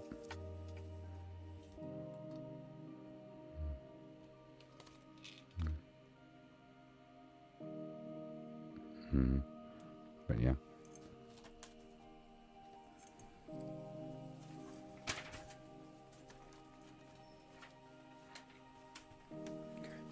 So, can I send you that? Send you what? My birth chart? No, oh, that chart, that page, that's great, right? No, well, you know what? I'm going to put together, this is what I've decided to do. I'm going to put together a folder on my Google Drive, which is going to contain documents related to what we're speaking about here that are going to be all of these charts, the Gematria, the Tamura, the Notoricon, all of the stuff related to the alphabet, the elemental stuff, and I'll also throw in documents related to the I Ching correspondences, the Tree of Life correspondences, and so forth. Now, I could put a ton of stuff in there, but rather what I'm going to do is put the stuff that is what you need. I don't want to add anything more than that, so I'm not going to put everything I have related to the Tree of Life in there. That's silly that the internet has more than I can give you. So what I'm going to put is what you need. And hopefully it's a path that'll lead you to a good path of study so that you can come across some of this stuff elsewhere. And I've done enough to put enough puzzle pieces in place that when you get that piece from elsewhere, you're going to know what you're looking at. You're like, oh yeah, he said this, and so now that makes sense because here's the piece he didn't tell me that now completes the picture, right? And so, yeah. So I'm going to, anybody who I feel should be privy to that, at my discretion, I'm going to send a link to that folder. Okay, and that's going to include visionary artwork that's been shared on the channel here. It's going to include documents that I've created, including all this stuff that's that I would feel comfortable and have the permission to share. Okay, and I think is going to be the best way to go about that. Oh, for sure, yeah. Yeah, this page is great. There's a lot of shortcuts I have on that I Ching page. As a quick shortcut to the hexagrams themselves. It's a quick shortcut to the names of the actual hexagrams themselves. And then that tarot, that's just great. That's very useful.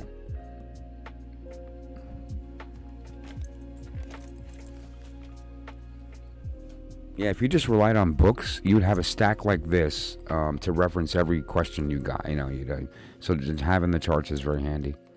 And that's why 777 is a great book, and why Lon Milo Duquette is such a gift to an occultist or a practicing magician, because it allows you to just keep in the work and just reference the chart, get what you need, and get back to work. Matters.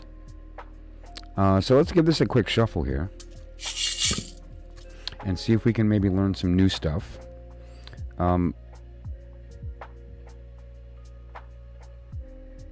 That's neat how that lined up, those two karmic beads right there.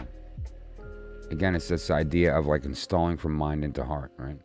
It goes from the mind area into the heart area, and it's two karmic beads pointing for us to do that, which is really neat. Here we have the divine masculine is pointing toward the middle again, and these two are this little batch of the karmic beads. Holy guardian angel, her karmic bead, his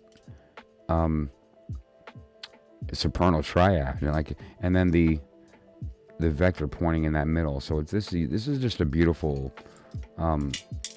combination here. And so let's look at the dead center and see what we see. And that's a sword and a pentacle.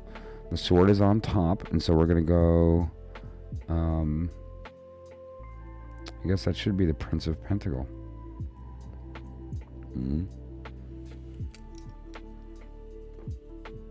And who is the mother of the Prince of Pentacle?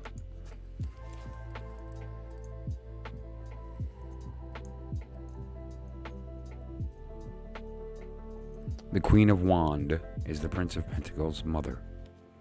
The Prince of Pentacle's father is the King of Cup. The Prince of Pentacle's next incarnation is the Knight of Sword. And so just to be clear, the Knight of Sword is the adult version of the Prince of Pentacles. So let me go grab him. I hope this is kind of putting some pieces together for readers about how the court cards are derived, but also how we can use this to use them.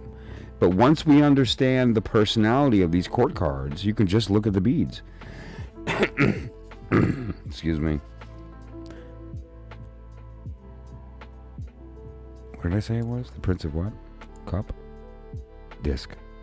Yep. I knew that.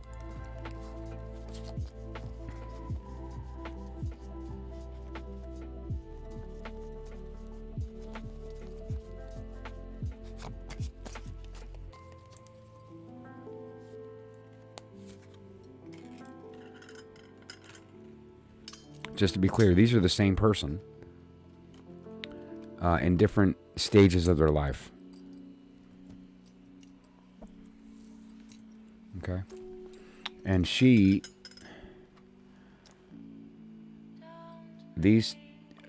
basically, this is the relationship. This is the relationship after he grows up. And she came from... She used to be a Princess of Cup. Okay, so she was a Princess of Cup and became the Queen of Disc, and he was the Prince of Disc and became the Knight of Sword. Okay, that's how those evolve. But so basically, though, this is the progression. And then if we line it up this way,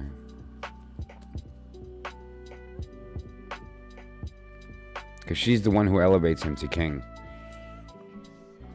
He's the immature version of himself. Through his union with the other, he becomes king, and is able to speak the instructions. Well, not the instructions, but the truth of how to make that will manifest. He's the one speaking it, but he can only do that through her. Right? That's the story of the chords. And so we start with the speaking as the desire to speaking as the thing actually being done. It's quite beautiful. And how it does that in between is through the desire to manifest into her heart. She's manifesting that into his will, and he makes it happen. It's very beautiful. Okay, I love it. The tarot is a beautiful language, and it's the way it unfolds is really something.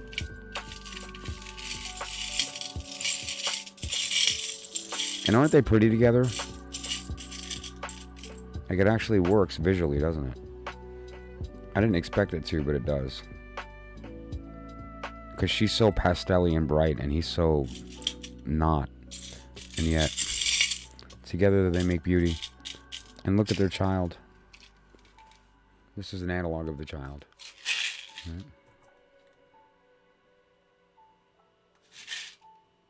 It's very pretty.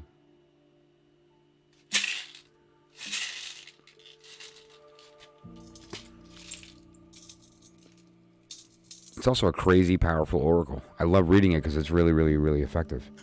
Let me pop these back in here.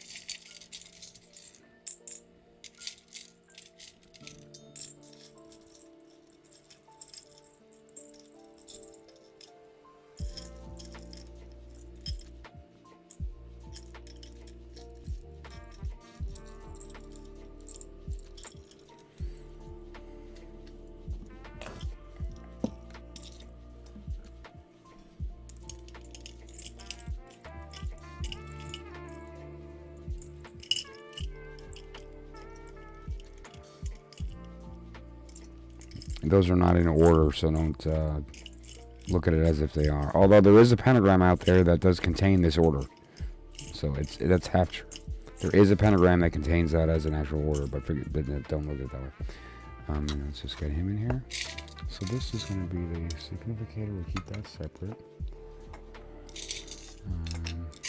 Keep that separate.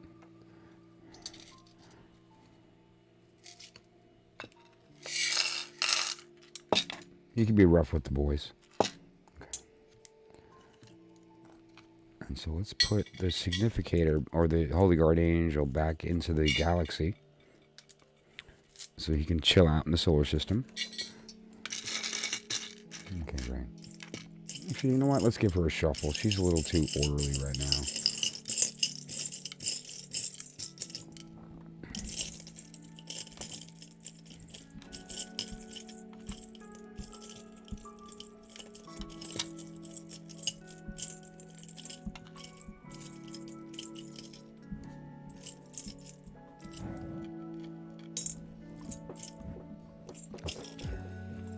There you go. Just need a little bit of diversity to add some splash to it, so it's not too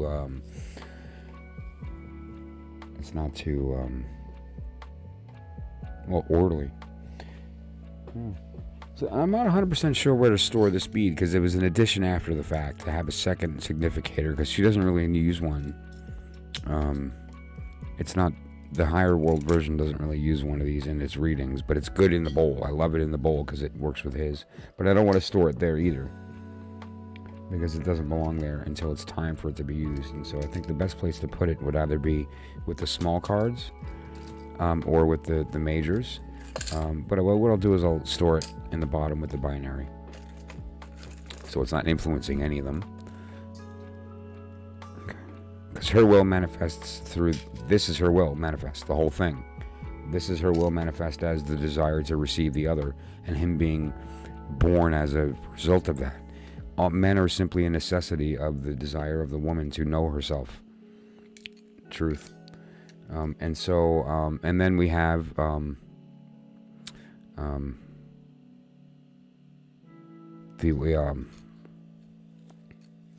intent. The intent.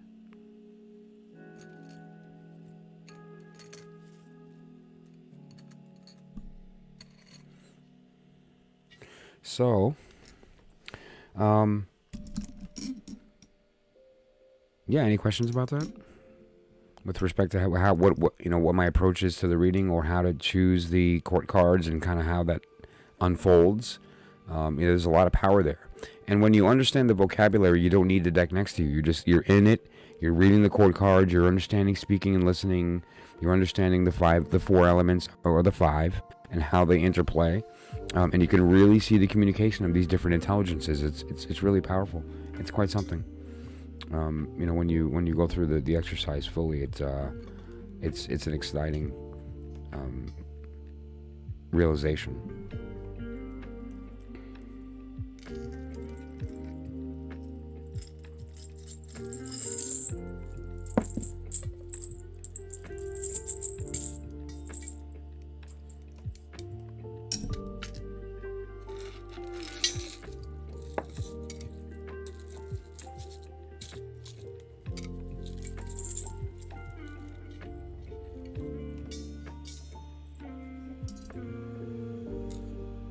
I think so too.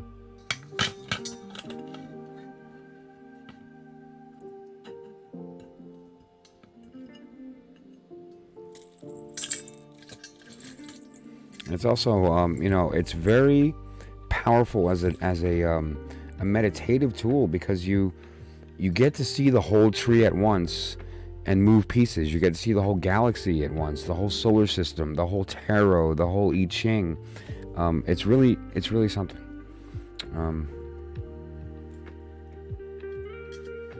This green pouch is for what's in here. So when it's just still in here, I don't put it in the pouch. I put the pouch down here and I put it on top of it. So it's just... That's it. There it all is. You have the manifestation with intent.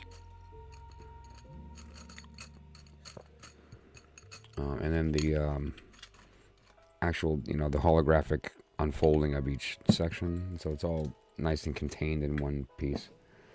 I had a couple of ideas for form factor too. Like, for instance, how about this? A lantern, right? So almost like the hermit, and the beads would be in the bottom. So you'd put the lantern down and open it up, and you can see inside, and there'd be LEDs in the bottom to light up the stones. Right. So I think that'd be neat, and it would only turn on when you open it. I've done something like that with some parts years ago in a geocache, where once if it detected light, it would turn on. So the switch was a light sensor. And I basically wired it up reverse, so it was off in the dark state and on in the light state. It was really neat. Anyway, long story short, whenever you would open it, it would start speaking. I had it switched to a chip that had some audio that I recorded on it. And when you opened it up, it'd say congratulations for finding my geocache. But in the meantime, you could use that same idea. As far as like once the lantern is open, it'll turn on. And when it's closed, it wouldn't, you know, it'll be off. But that said, though, yeah, I thought a lantern would be neat. I thought it would be neat to do. Well, there's a couple of ideas that I had actually. You know those essential oil diffusers where you put a votive holder, so it's like a little dish, and you put the candle in it, and then on top is another separate dish that you put the oils in. Well, I thought it'd be neat to have the beads stored in the bottom in the top dish to read, and it would just be smaller versions of the beads. So it would just be about this big, right? And you can manipulate. Like, this is different because it's inside of the ball, but it'd be another thing if it were just actually outside, and you can manipulate the little beads in a tiny little dish that would just be a little bit bigger than like a shot glass, right? So I'm just going to take a really quick break, and then we'll read some cards. And then we're going to talk about a couple of other things that I wanted to review tonight with respect to Kybalion, the Axioms, and how those things all come together to tell that same story, which is ultimately the device, the key to unlocking literally all knowledge. Like, there's nothing we don't have access to when we apply it properly. If we apply it properly, we have access to the totality of human experience. While we're alive, lucidly, in this life, not spiritually, not literally. We're already doing it.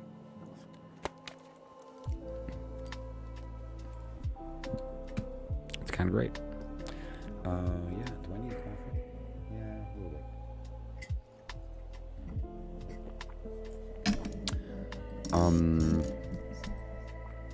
So that said, yeah, and if anyone would like a reading, then I'm going to just take a quick break and I'll be back. And so I have the cards ready, the beads ready, the I Ching ready.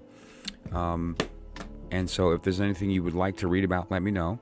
Otherwise, we're going to play with some stuff here, maybe pick some trinkets and potentially do some reading from Kybalion and the Axioms. Otherwise, we can do a reading if anyone would like. I think I have about another, hour I might be able to do, or hour and a half before I start to lose it. Tomorrow's a busy day. Sundays are busy. Church and other stuff going on. So I'll be right back. See you in a couple minutes.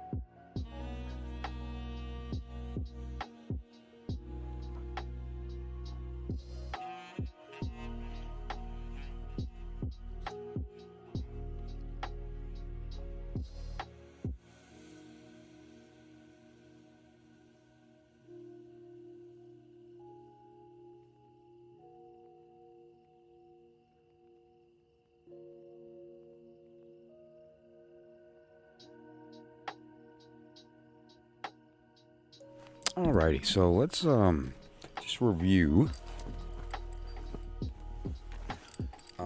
the elements and the tarot, because this is so important. Regardless of whatever card you're looking at. Oh, the perfect one came up. The Ace of Discs, great, because it actually references exactly what it was about to speak. All of them are the unfolding of the elements from one degree or another. Duquette's deck is great because he actually just shows it on all the cards. It's the airy part of air. The Three of Swords is the airy part of air. The Four is the airy part of fire. So suddenly there's this idea of a difference between the 3 and the 4. Right? And now let's grab another 4 just to have the experience here. Let's grab the 4s, all of the 4s, and let's take a look if we can detect a pattern. Spoiler, there is. And it's kind of neat to look at. There's the 4 of Cups.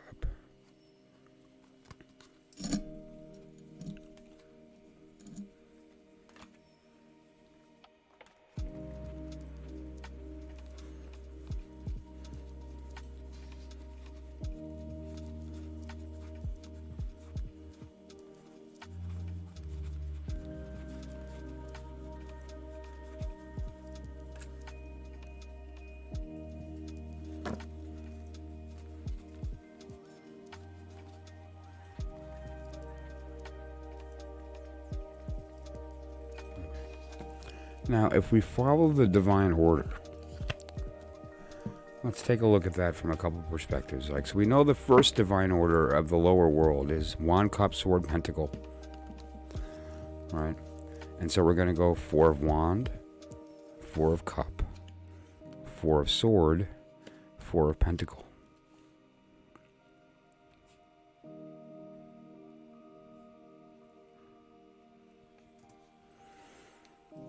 This is the Wand, the Cup, the Sword, the Pentacle. If we look at the elemental correspondences here, let's look at what they are hearing. What are they hearing? Notice they're all hearing a separate color. The Wand is hearing fire. The Cup is hearing water. The Sword is hearing air. The Pentacle is hearing earth. Now, what have I said? Speaking is an act of creation. Hearing is an act of speaking. So what are they now speaking? The Wand speaks manifestation. The Cup speaks manifestation. These two are in unison. They want the same thing and they do it in a different way. Through a different lens. And then here we have the same idea, right? Spoken, had. The will, spoken and had. The will had, the heart had. And these are actually together. Okay? So what this really is saying is purple manifested. The union of the Wand and the Cup is purple, heard, and then made manifest. This is the idea of divine mind had, and that being pure will spoken. So but the idea is of that where the 2 reds and the 2 greens line up, okay? And now let's look at, just for the sake of that, let's continue the exercise and we'll find all the 3s. Let's find all the 3s. And we'll go through that same exercise really quickly and see if we find a pattern there. And this is, again, just looking at the elemental connections between these cards. And it doesn't hurt to look at all of the 4s, all of the 3s, all of the 2s, so forth. And look for that idea of how these come together. And who's speaking, listening, and sort of what to invoke under what circumstance to find the balance that you're looking for.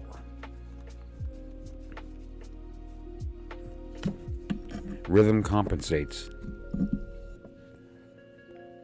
And if you're attempting to compensate, meaning to adjust the situation to something, like you hear a certain note and you want a different note, then you'll know what to what note to play to create that harmony, right? And so let's look at the same thing, but from the respect of the threes. And we're going to do the divine order. Right? We're going to do wand, cup, sword, pentacle. At least this is with respect of the lower world of the descent order. They all change. There's been multiple orders. And so let's see what we can see here. As far as the patterns. If we look at what they're hearing their element, right? It's being spoken, so it's manifest. The wand is red, the cup is blue, the sword is yellow, the pentacle is green. But now in this case, the threes are speaking different than the twos. Or the fours, rather. Right? Let's lay the fours out underneath in the same order. And you'll see, maybe you can see a pattern here. Okay, see what's happening? The reds are always there on the wands. All the cups are going to have blue as the thing being heard. Okay? Interestingly, we also have both are Aries, both are Cancer, both are Libra, both are Capricorn, for the threes and the fours, and the thing that they're hearing. It's a beautiful little connection, isn't it? And so now if we look at the pattern here, as far as what's being spoken, the 3 is speaking will, the 4 is speaking have. The 3 is speaking the idea, but the 4 is like, no, I want to make it. Enough talk. Here, it's we're still in that idea of mind, but down here, the 4 manifested as will. And up here, we have it as the feeling, the want, and here we have the idea of that physically manifestation. Instead of speaking want, you're speaking will. And will is what actually drives things in the 4. So the 3s are not the card of manifestation. Look how much green there is. Look how much green there is here. Right? So if you want to manifest, 3 is not the way to go. You want to go 4. Okay. So just different ways to kind of look at that story of the elements and how they play. And when you're looking at the dish of beads, you have the same idea that you're looking at in front of you with respect to how these elements interplay. The 2 beads next to each other, if you have a sword bead and a wand bead, you have the yellow and red, right? You have the idea of the airy part of fire. You have the idea of the mind and will and so forth. It's a beautiful vocabulary, and it's infallible. It's perfect, especially with those with the ears to hear.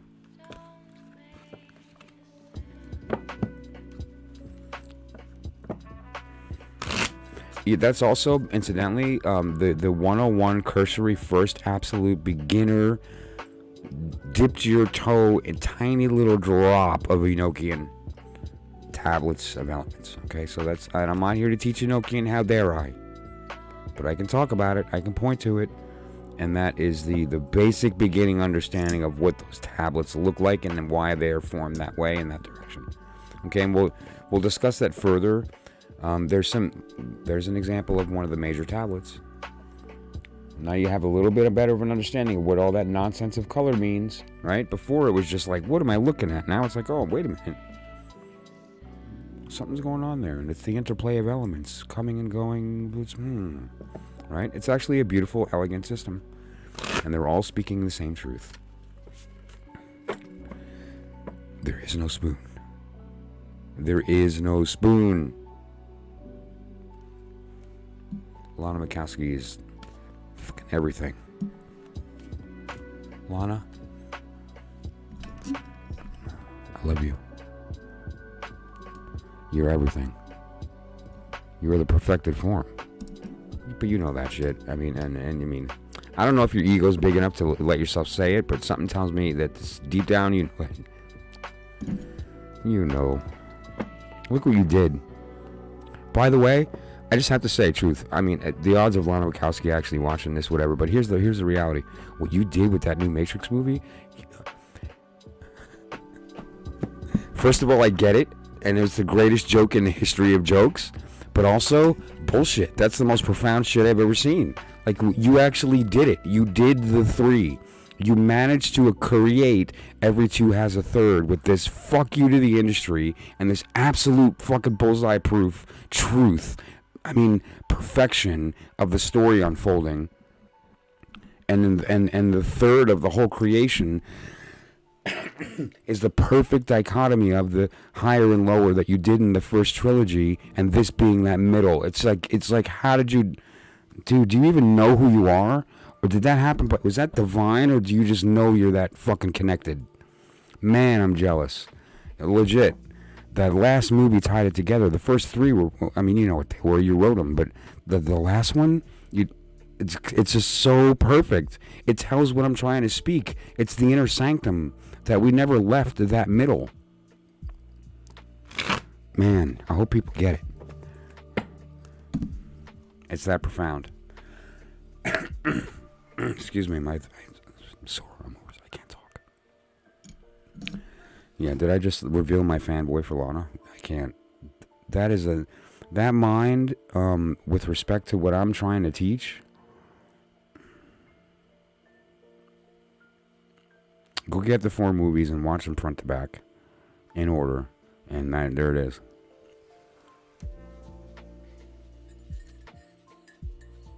That's it.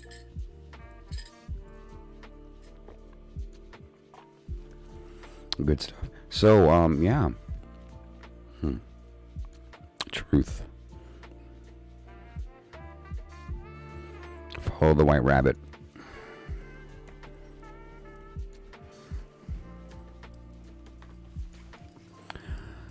So there's a few things we can talk about right now. We can either do pick a couple trinkets, or we can read again from Kabbalion, or we can discuss the axioms. I can go over a couple of them at least before it gets too late. What are your guys' thoughts? Or we can read some cards.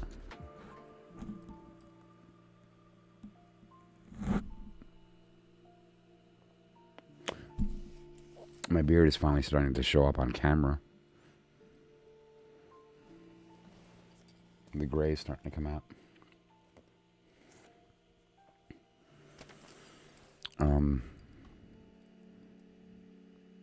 Yeah, let's take a peek. I'm just going to grab a couple of trinkets.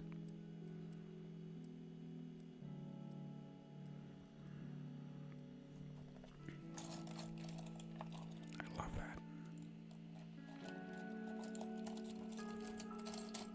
That's actually way deeper personally than you think. The Cheshire Cat has a special place in my heart.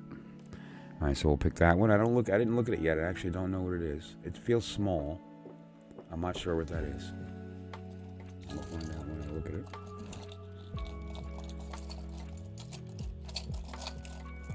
What am I touching?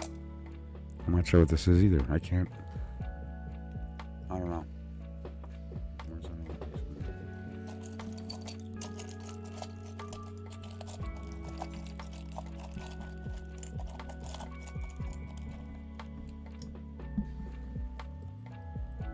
What is that? Oh, I think is that the dove? Yeah, that's a dove. Okay.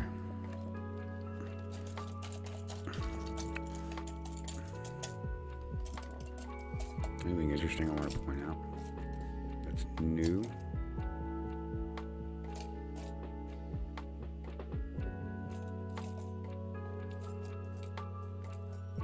Yeah, this one I threw in there. A little bell.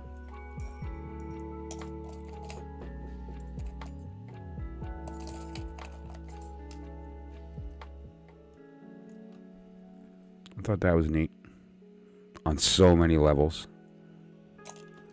That one's great. I think I dropped one. I think I might have dropped it. Yeah, it fell in my on my tray here.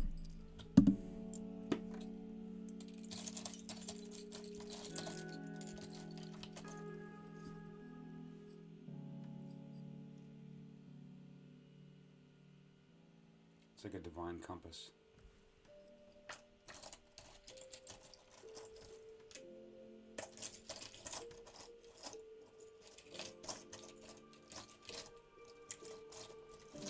Can't find a lily. I have a bunch of roses, but I can't find a lily. I want to put them together.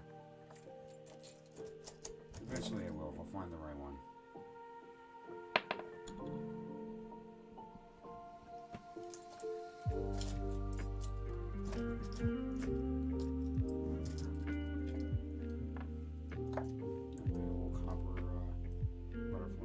I like copper because it doesn't react to magnets. It's inert to the magnetic force. They kind of like respect each other, and so they just let each other do their business without interrupting each other. It's an interesting idea. The relationship between copper and magnets, because they do speak, they just only affect each other under certain circumstances. So it looks like what we have here is a slipper, like a baby shoe.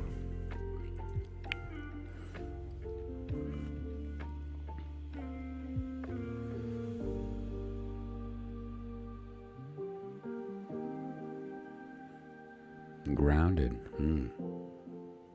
Let's see what's on the shoe. There's some accoutrement.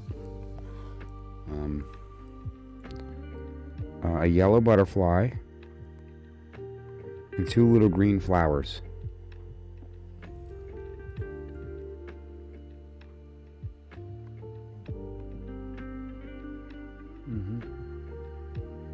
The shoe is orange.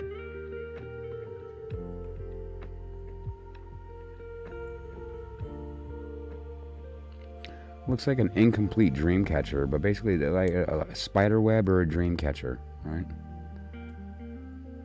Like it's a pendant that was designed to have some feathers hanging off of it, and right, but it's not actually complete. It's waiting for a dream to catch, and then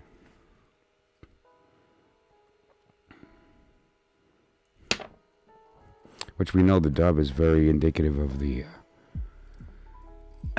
the descent of divine mind, basically the Holy Spirit descending.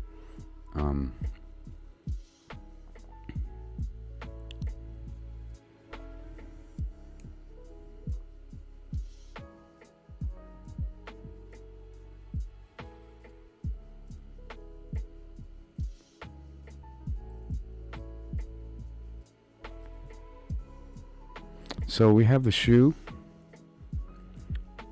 This is also, let's just, for the sake of it, it's a right shoe. Okay, and just incidentally, because that's what, that matters, right? Right eye, right shoe, left shoe. This is a right shoe.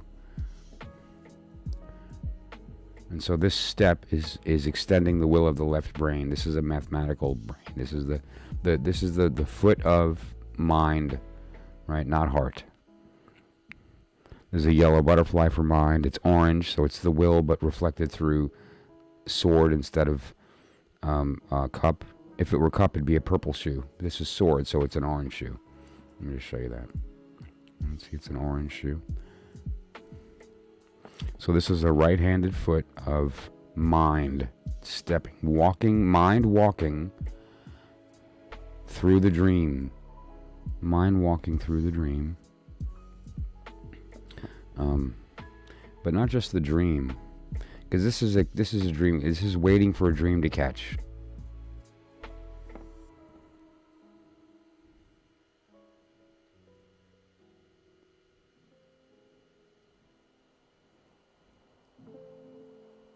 And now,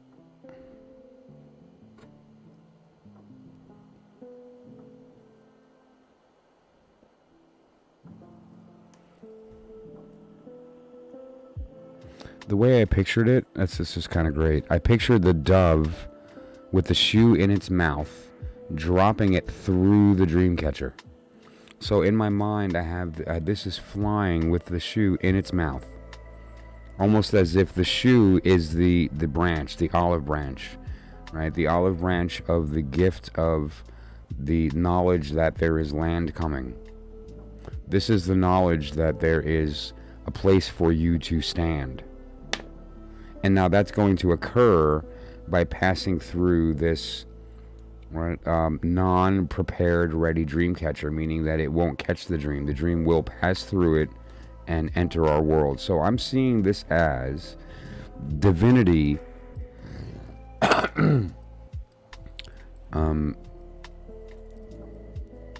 dropping the shoe is it's the idea of a finality of a situation taking place, like, the shoe drops. The truth spoken, like it's out in the open type of deal, like or like there's a place for the shoe to stand, in order, and which is interesting too, because this kind of idea came up before with respect to the bead reading, as far as this thing being installed into heart to want to be made manifest. This is the same idea, because it's the idea of divine mind, the left brain. It's the right foot of the left brain taking a step, but that is also symbolically step, because it's actually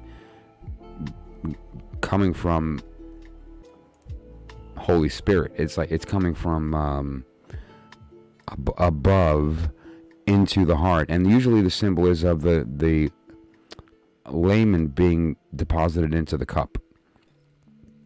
But in this case, it's basically the idea of a defective screen that's allowing this through, or a not complete screen, so that the dream catcher doesn't catch the dream. It actually winds up slipping through, and the thing slipping through is the step of the left brain, the footing for your mind to anchor to.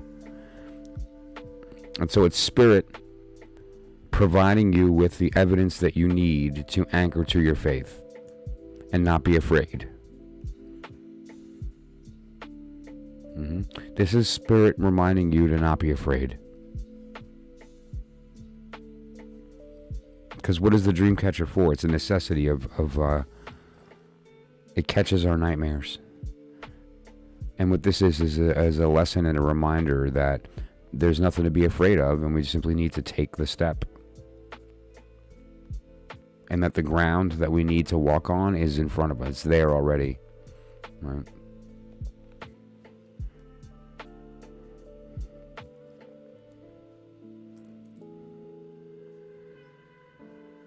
So, yeah. I actually feel pretty good about that. Yeah, how that came out. Okay. Does anyone else have any ideas or opinions about that? Sort of how that would manifest and how that you could use those symbols to tell that story?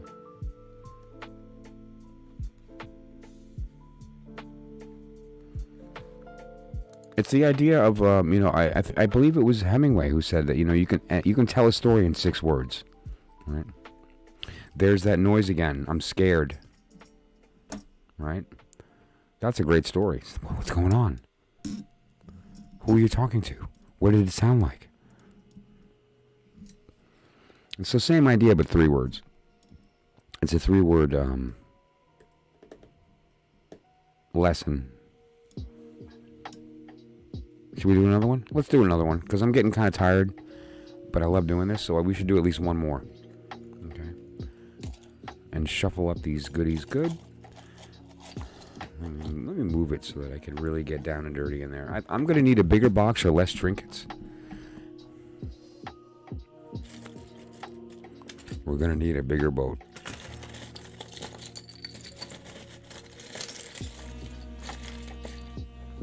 That fell out, so we're keeping it.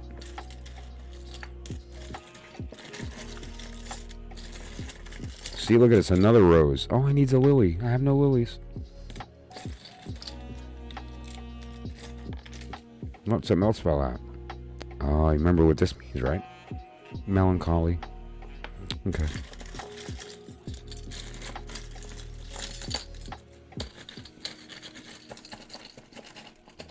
I want to actually pick...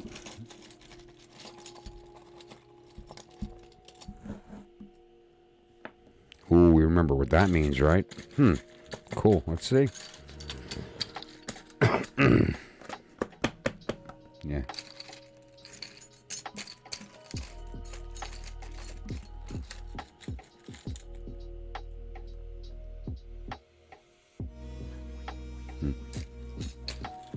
Yeah, there's the other one. I have 2 of these.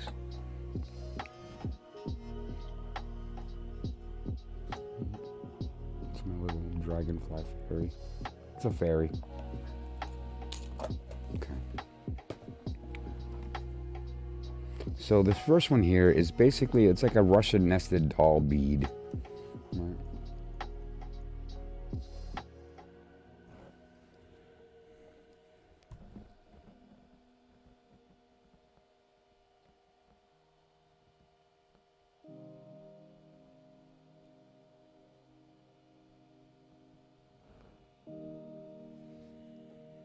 This one I like a lot because what this refers to me is the supernal triad of the tree. I'm going to bring the diagram up in a second, but what you're going to do is look at the top of the tree and you'll notice that the top Sephiroth is white, Keter, and then you have Chokhmah Binah. Chokhmah is the white masculine, and Binah is the black feminine. And so it's a white, black on the top of the tree. And this accidentally shows that perfectly. All right? I just love that. And just consider it. The top one's the white one, and then you have Chokhmah Binah, which are represented as the white and black. All right? Just awesome. So that's what that refers to, is the supernal triad, which is the union of the divine union of the singular consciousness and the split polarity of that singular as one Mobius, right? Just awesome. Love that. Now here we have the idea of melancholy. It's the sun going through the process of alchemy, and it's in the middle of the process, and so it hasn't achieved its radiance yet, and it is not aware of the fact that that is happening. During the alchemical process, although you start out as this and you end as gold, in the middle it's pretty volatile, and some dangerous things happen. Some poisons can occur, some breakage can happen. If the work isn't done properly, it can be, scary. It can be a pretty bad failure. But the process itself,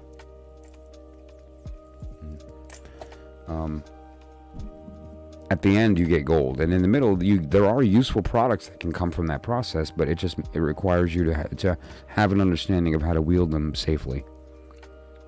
And then here we have that idea of the nested doll, and what this is, it's a little hard sometimes to describe because it's loneliness, longing for family, the recognition that you belong to something but you're not present in them and you want to be with them again. All right. Not only are they together, the nested dolls, but they're literally inside of part of each other, and if you're not, it's got to be lonely. Not only that, but it's also the recognition that outside there somewhere is another doll that's empty, waiting to be filled by this, right? There's another piece of this that goes on top that's empty, waiting, and this is waiting to be covered by it. And so this is that idea of that knowing that you belong, but not being with the things you belong with. Right? You're not where you belong. That's the word.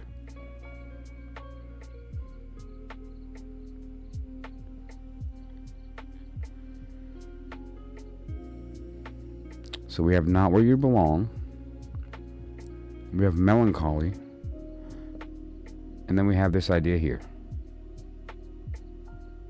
which is the Keter, and then the divine masculine feminine in unison.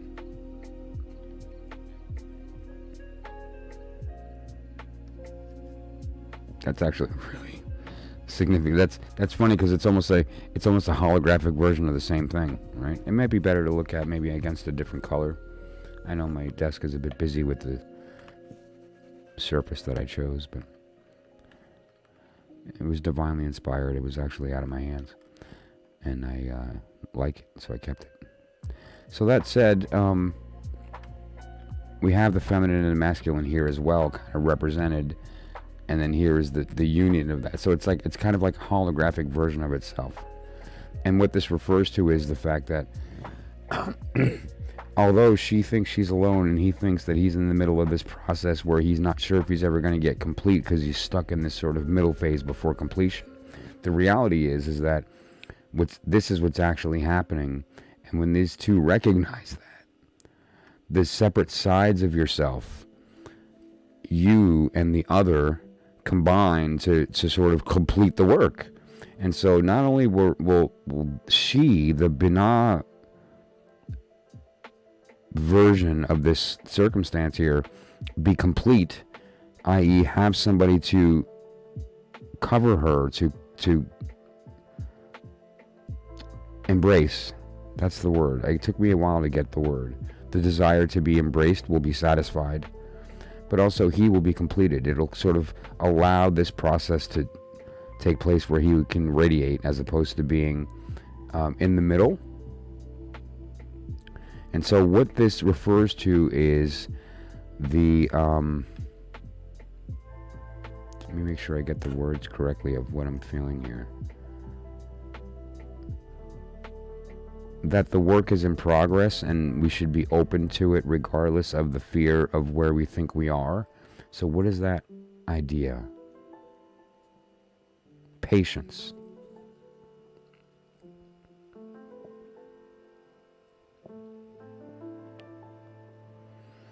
Be patient. All is right. And know that you're already there. So let go of expectation, patience, all is right. You're in the middle. Don't look at the haircut halfway through. You're going to think it's going to come out horrible.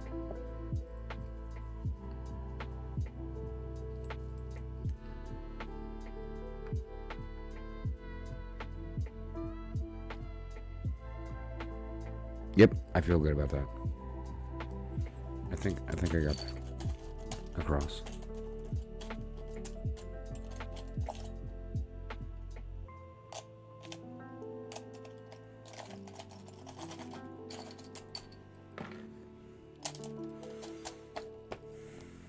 Let's see if I can get this box to close.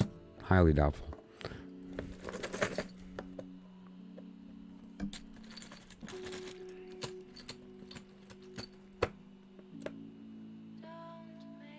It's close enough.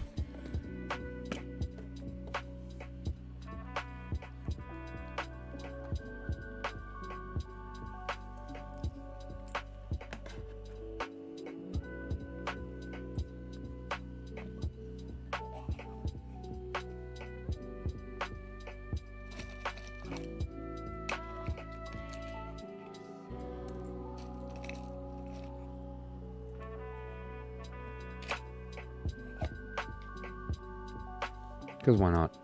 Let's just balance a ball on top of a rock for no reason. Because we can. Alright, so,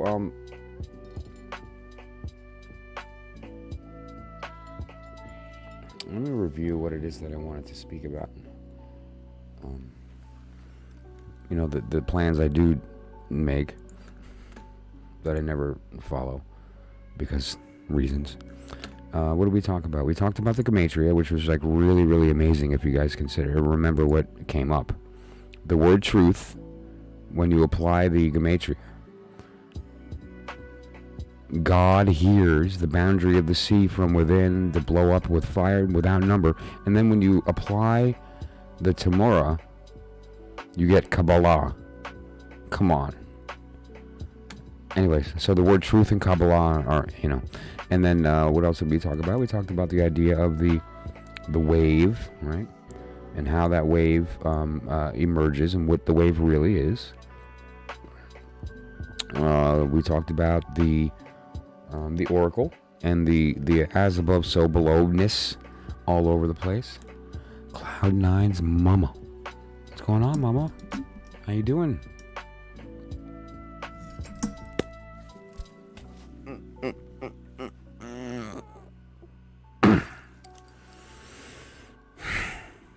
Oh, that felt good. Thank you. I needed that.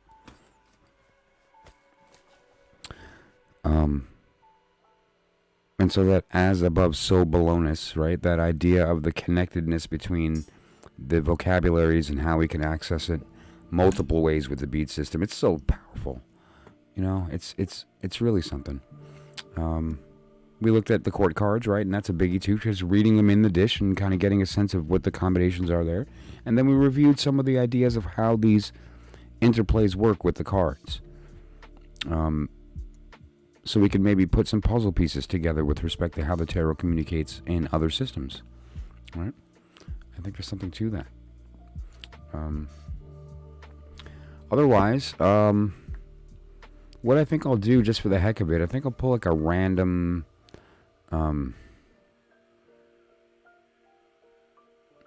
What should we do? Should we pull a random card? Or should we maybe pick a random page from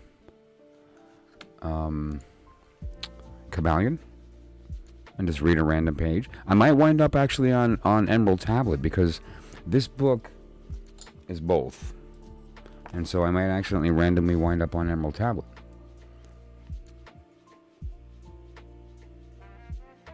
I don't know, I'm feeling like I should do that, you know. I think that the Kybalion is a great book as a commentary on the Hermetic system. It's one of the really foundational documents, right?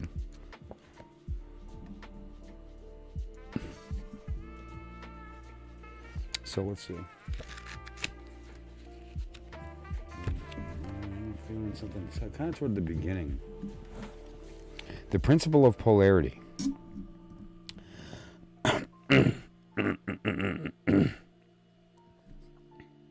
Everything is dual. Everything has poles. Everything has its pair. I can't vocalize these. I'm sorry, my voice is so blown. Excuse me.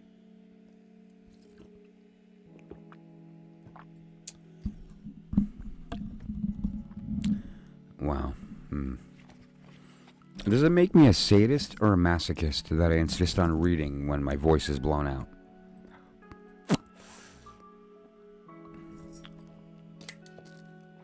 Masochist. Opposites are identical in nature but different in degree. Extremes meet. All truths are but half-truths. All paradoxes must be reconciled. Great. How do you reconcile that?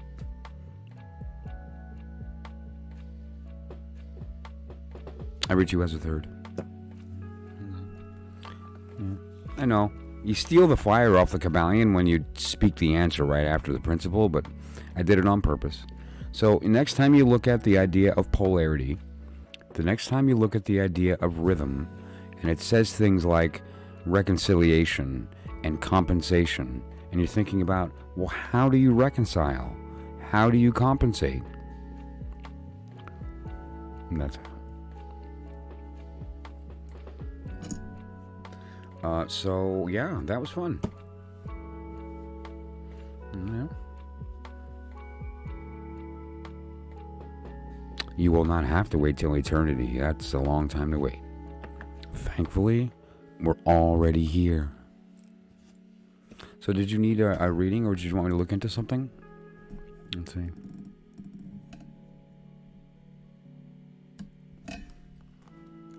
Because isn't that what we're doing? I mean, it's sort of like the idea of physical manifestation to begin with. The actual basis for why we're here is to stop waiting. We did plenty of that. So if we're here and we're in a state of waiting, we are literally doing the opposite of the thing we're here to do. We are literally here to stop waiting.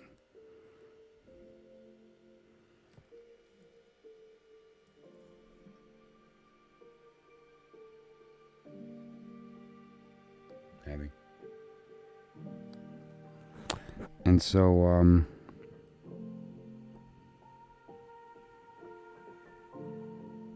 if you consider, you know, the message that's being spoken, it gives us the insight to have the lens on who is doing the speaking, and it lets us to transform that, to flip that lens to say, okay, well, I want to manifest. And in order for me to do that, I need to engage the other, which means I need to recognize the other. And so you have to do that first. And recognition is very simple. Let in what's in front of you. And so what's in front of me right now? All right, if I just like look into my space, the first thing I was staring at actually when I spoke those words was the garnet is reflecting a little flash off of my ring light into my eye, and I got a flash of red that kind of drew my attention to the tip of this dragonfly. Right? And so that then tells me, okay, well, maybe potentially it's telling me that this is something that I should manifest. And this is something I should focus on as a thing I want to embody. Because once I embody it, I'm no longer me. My perception is in it, and I'm seeing the world through it. And then that allows us to go through that next step of saying that now that I embody this and I'm seeing me, I can now speak from its perspective. So now that gives me the divine algorithm. I'm the one listening, and I have now become the speaker while I'm in a state of listening. I am listening by speaking. I am speaking by listening. That is beautiful magic. And that is the basis for all manifestation. That is the only way to create. And now that requires two. The speaker and the listener. And the recognition that you're both. If you're not creating, it's because you're not enrolling the other. It's that easy. The next trick is deciding what to manifest. Wow, I just looked at my hands. How perfectly, beautifully obnoxious is that? Like, I was thinking about it today. Like, what am I going to... Should I put them all on? Yep. And actually, I broke my thumb ring, right? So what did I do? Oh, yeah, I wrapped it up and stuck it on my pinky. So they're all there, right? All 17. There they are. But, wow, that... now that I look at it on camera, that is so obnoxious.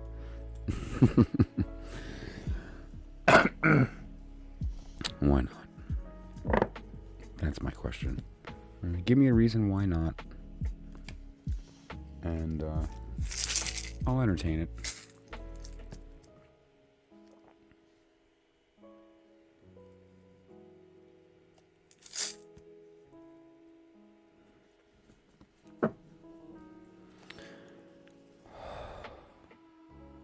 Tonight felt good, even though my throat is like all banged up and it's sore and I can't vocalize sounds. That was the A-H sound. I can't say so, yeah. But again, I guess I just won't be singing in church tomorrow, but that's okay. I'll be there, and that's what matters.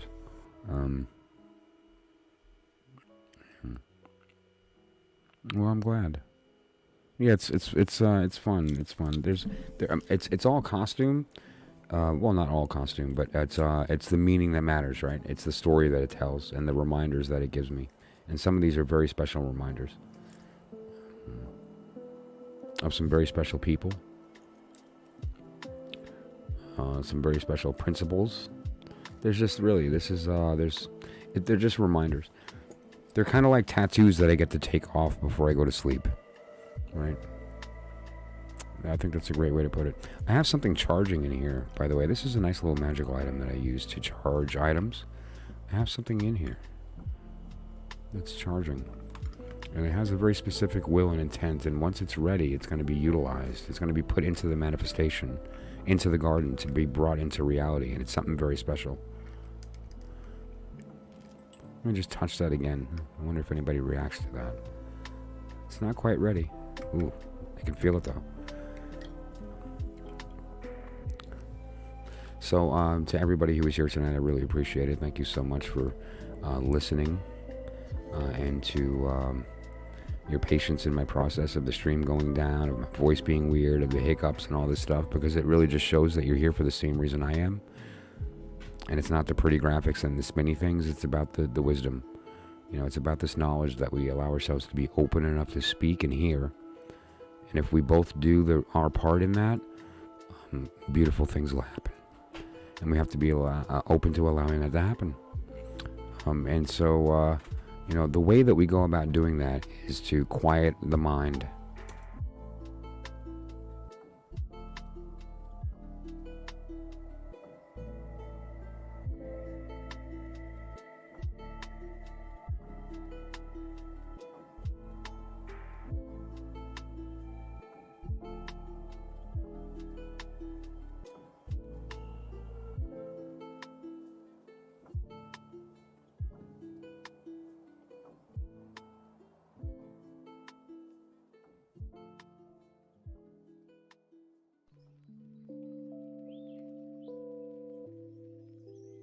Sorry about that.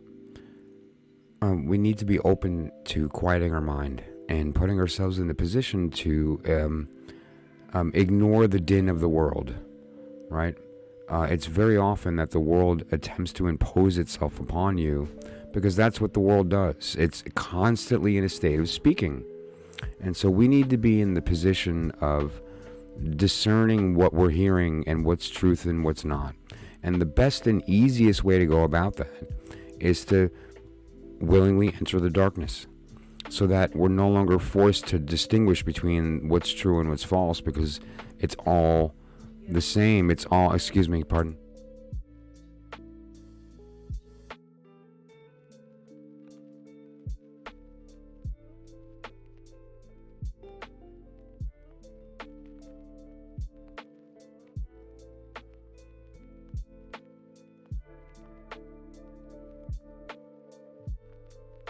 I'm sorry, I apologize.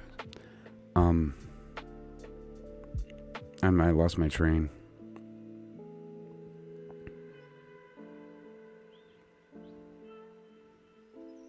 By willingly entering the darkness, we put ourselves in the position of being forced to view the circumstance without our eyes.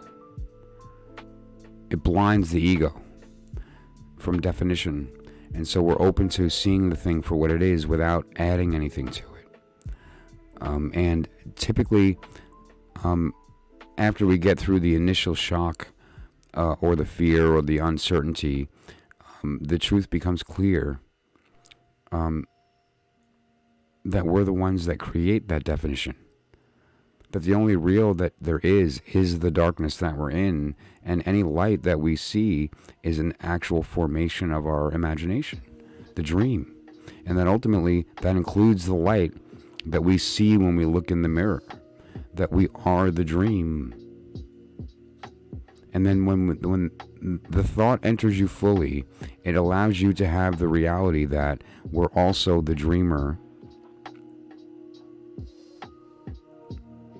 And that's where the real power begins. Because then we can change the narrative. We can alter our tolerance of the current story, and maybe nudge the karmic trajectory in a direction that is maybe more conducive to where we feel would be best for our personal growth.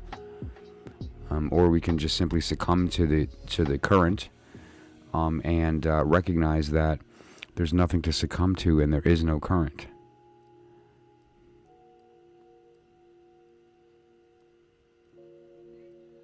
And to allow ourselves to be open enough and empty enough to be filled with rightness. And so we have to be allowed to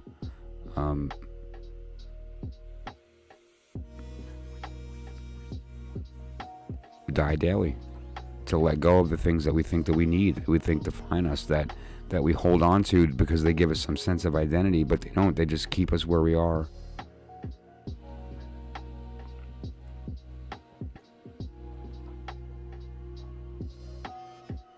None of this is who we are.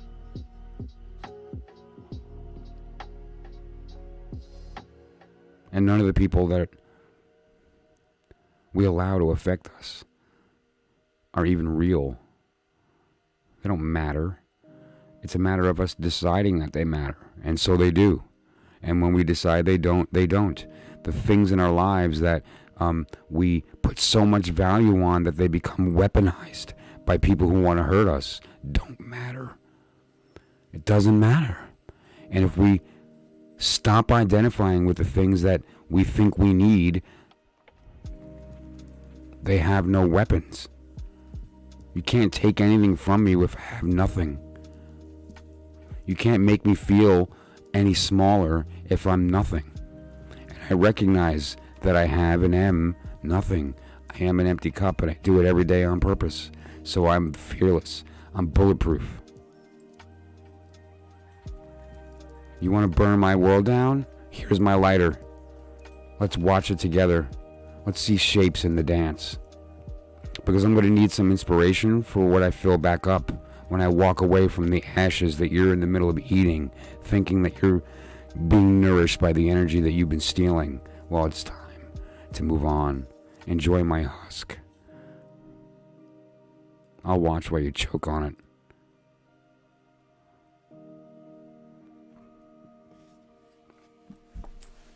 Take agency back. We all have the power to do that.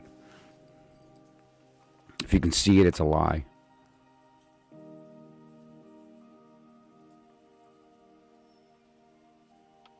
I love you. I love you, I love you, I love you.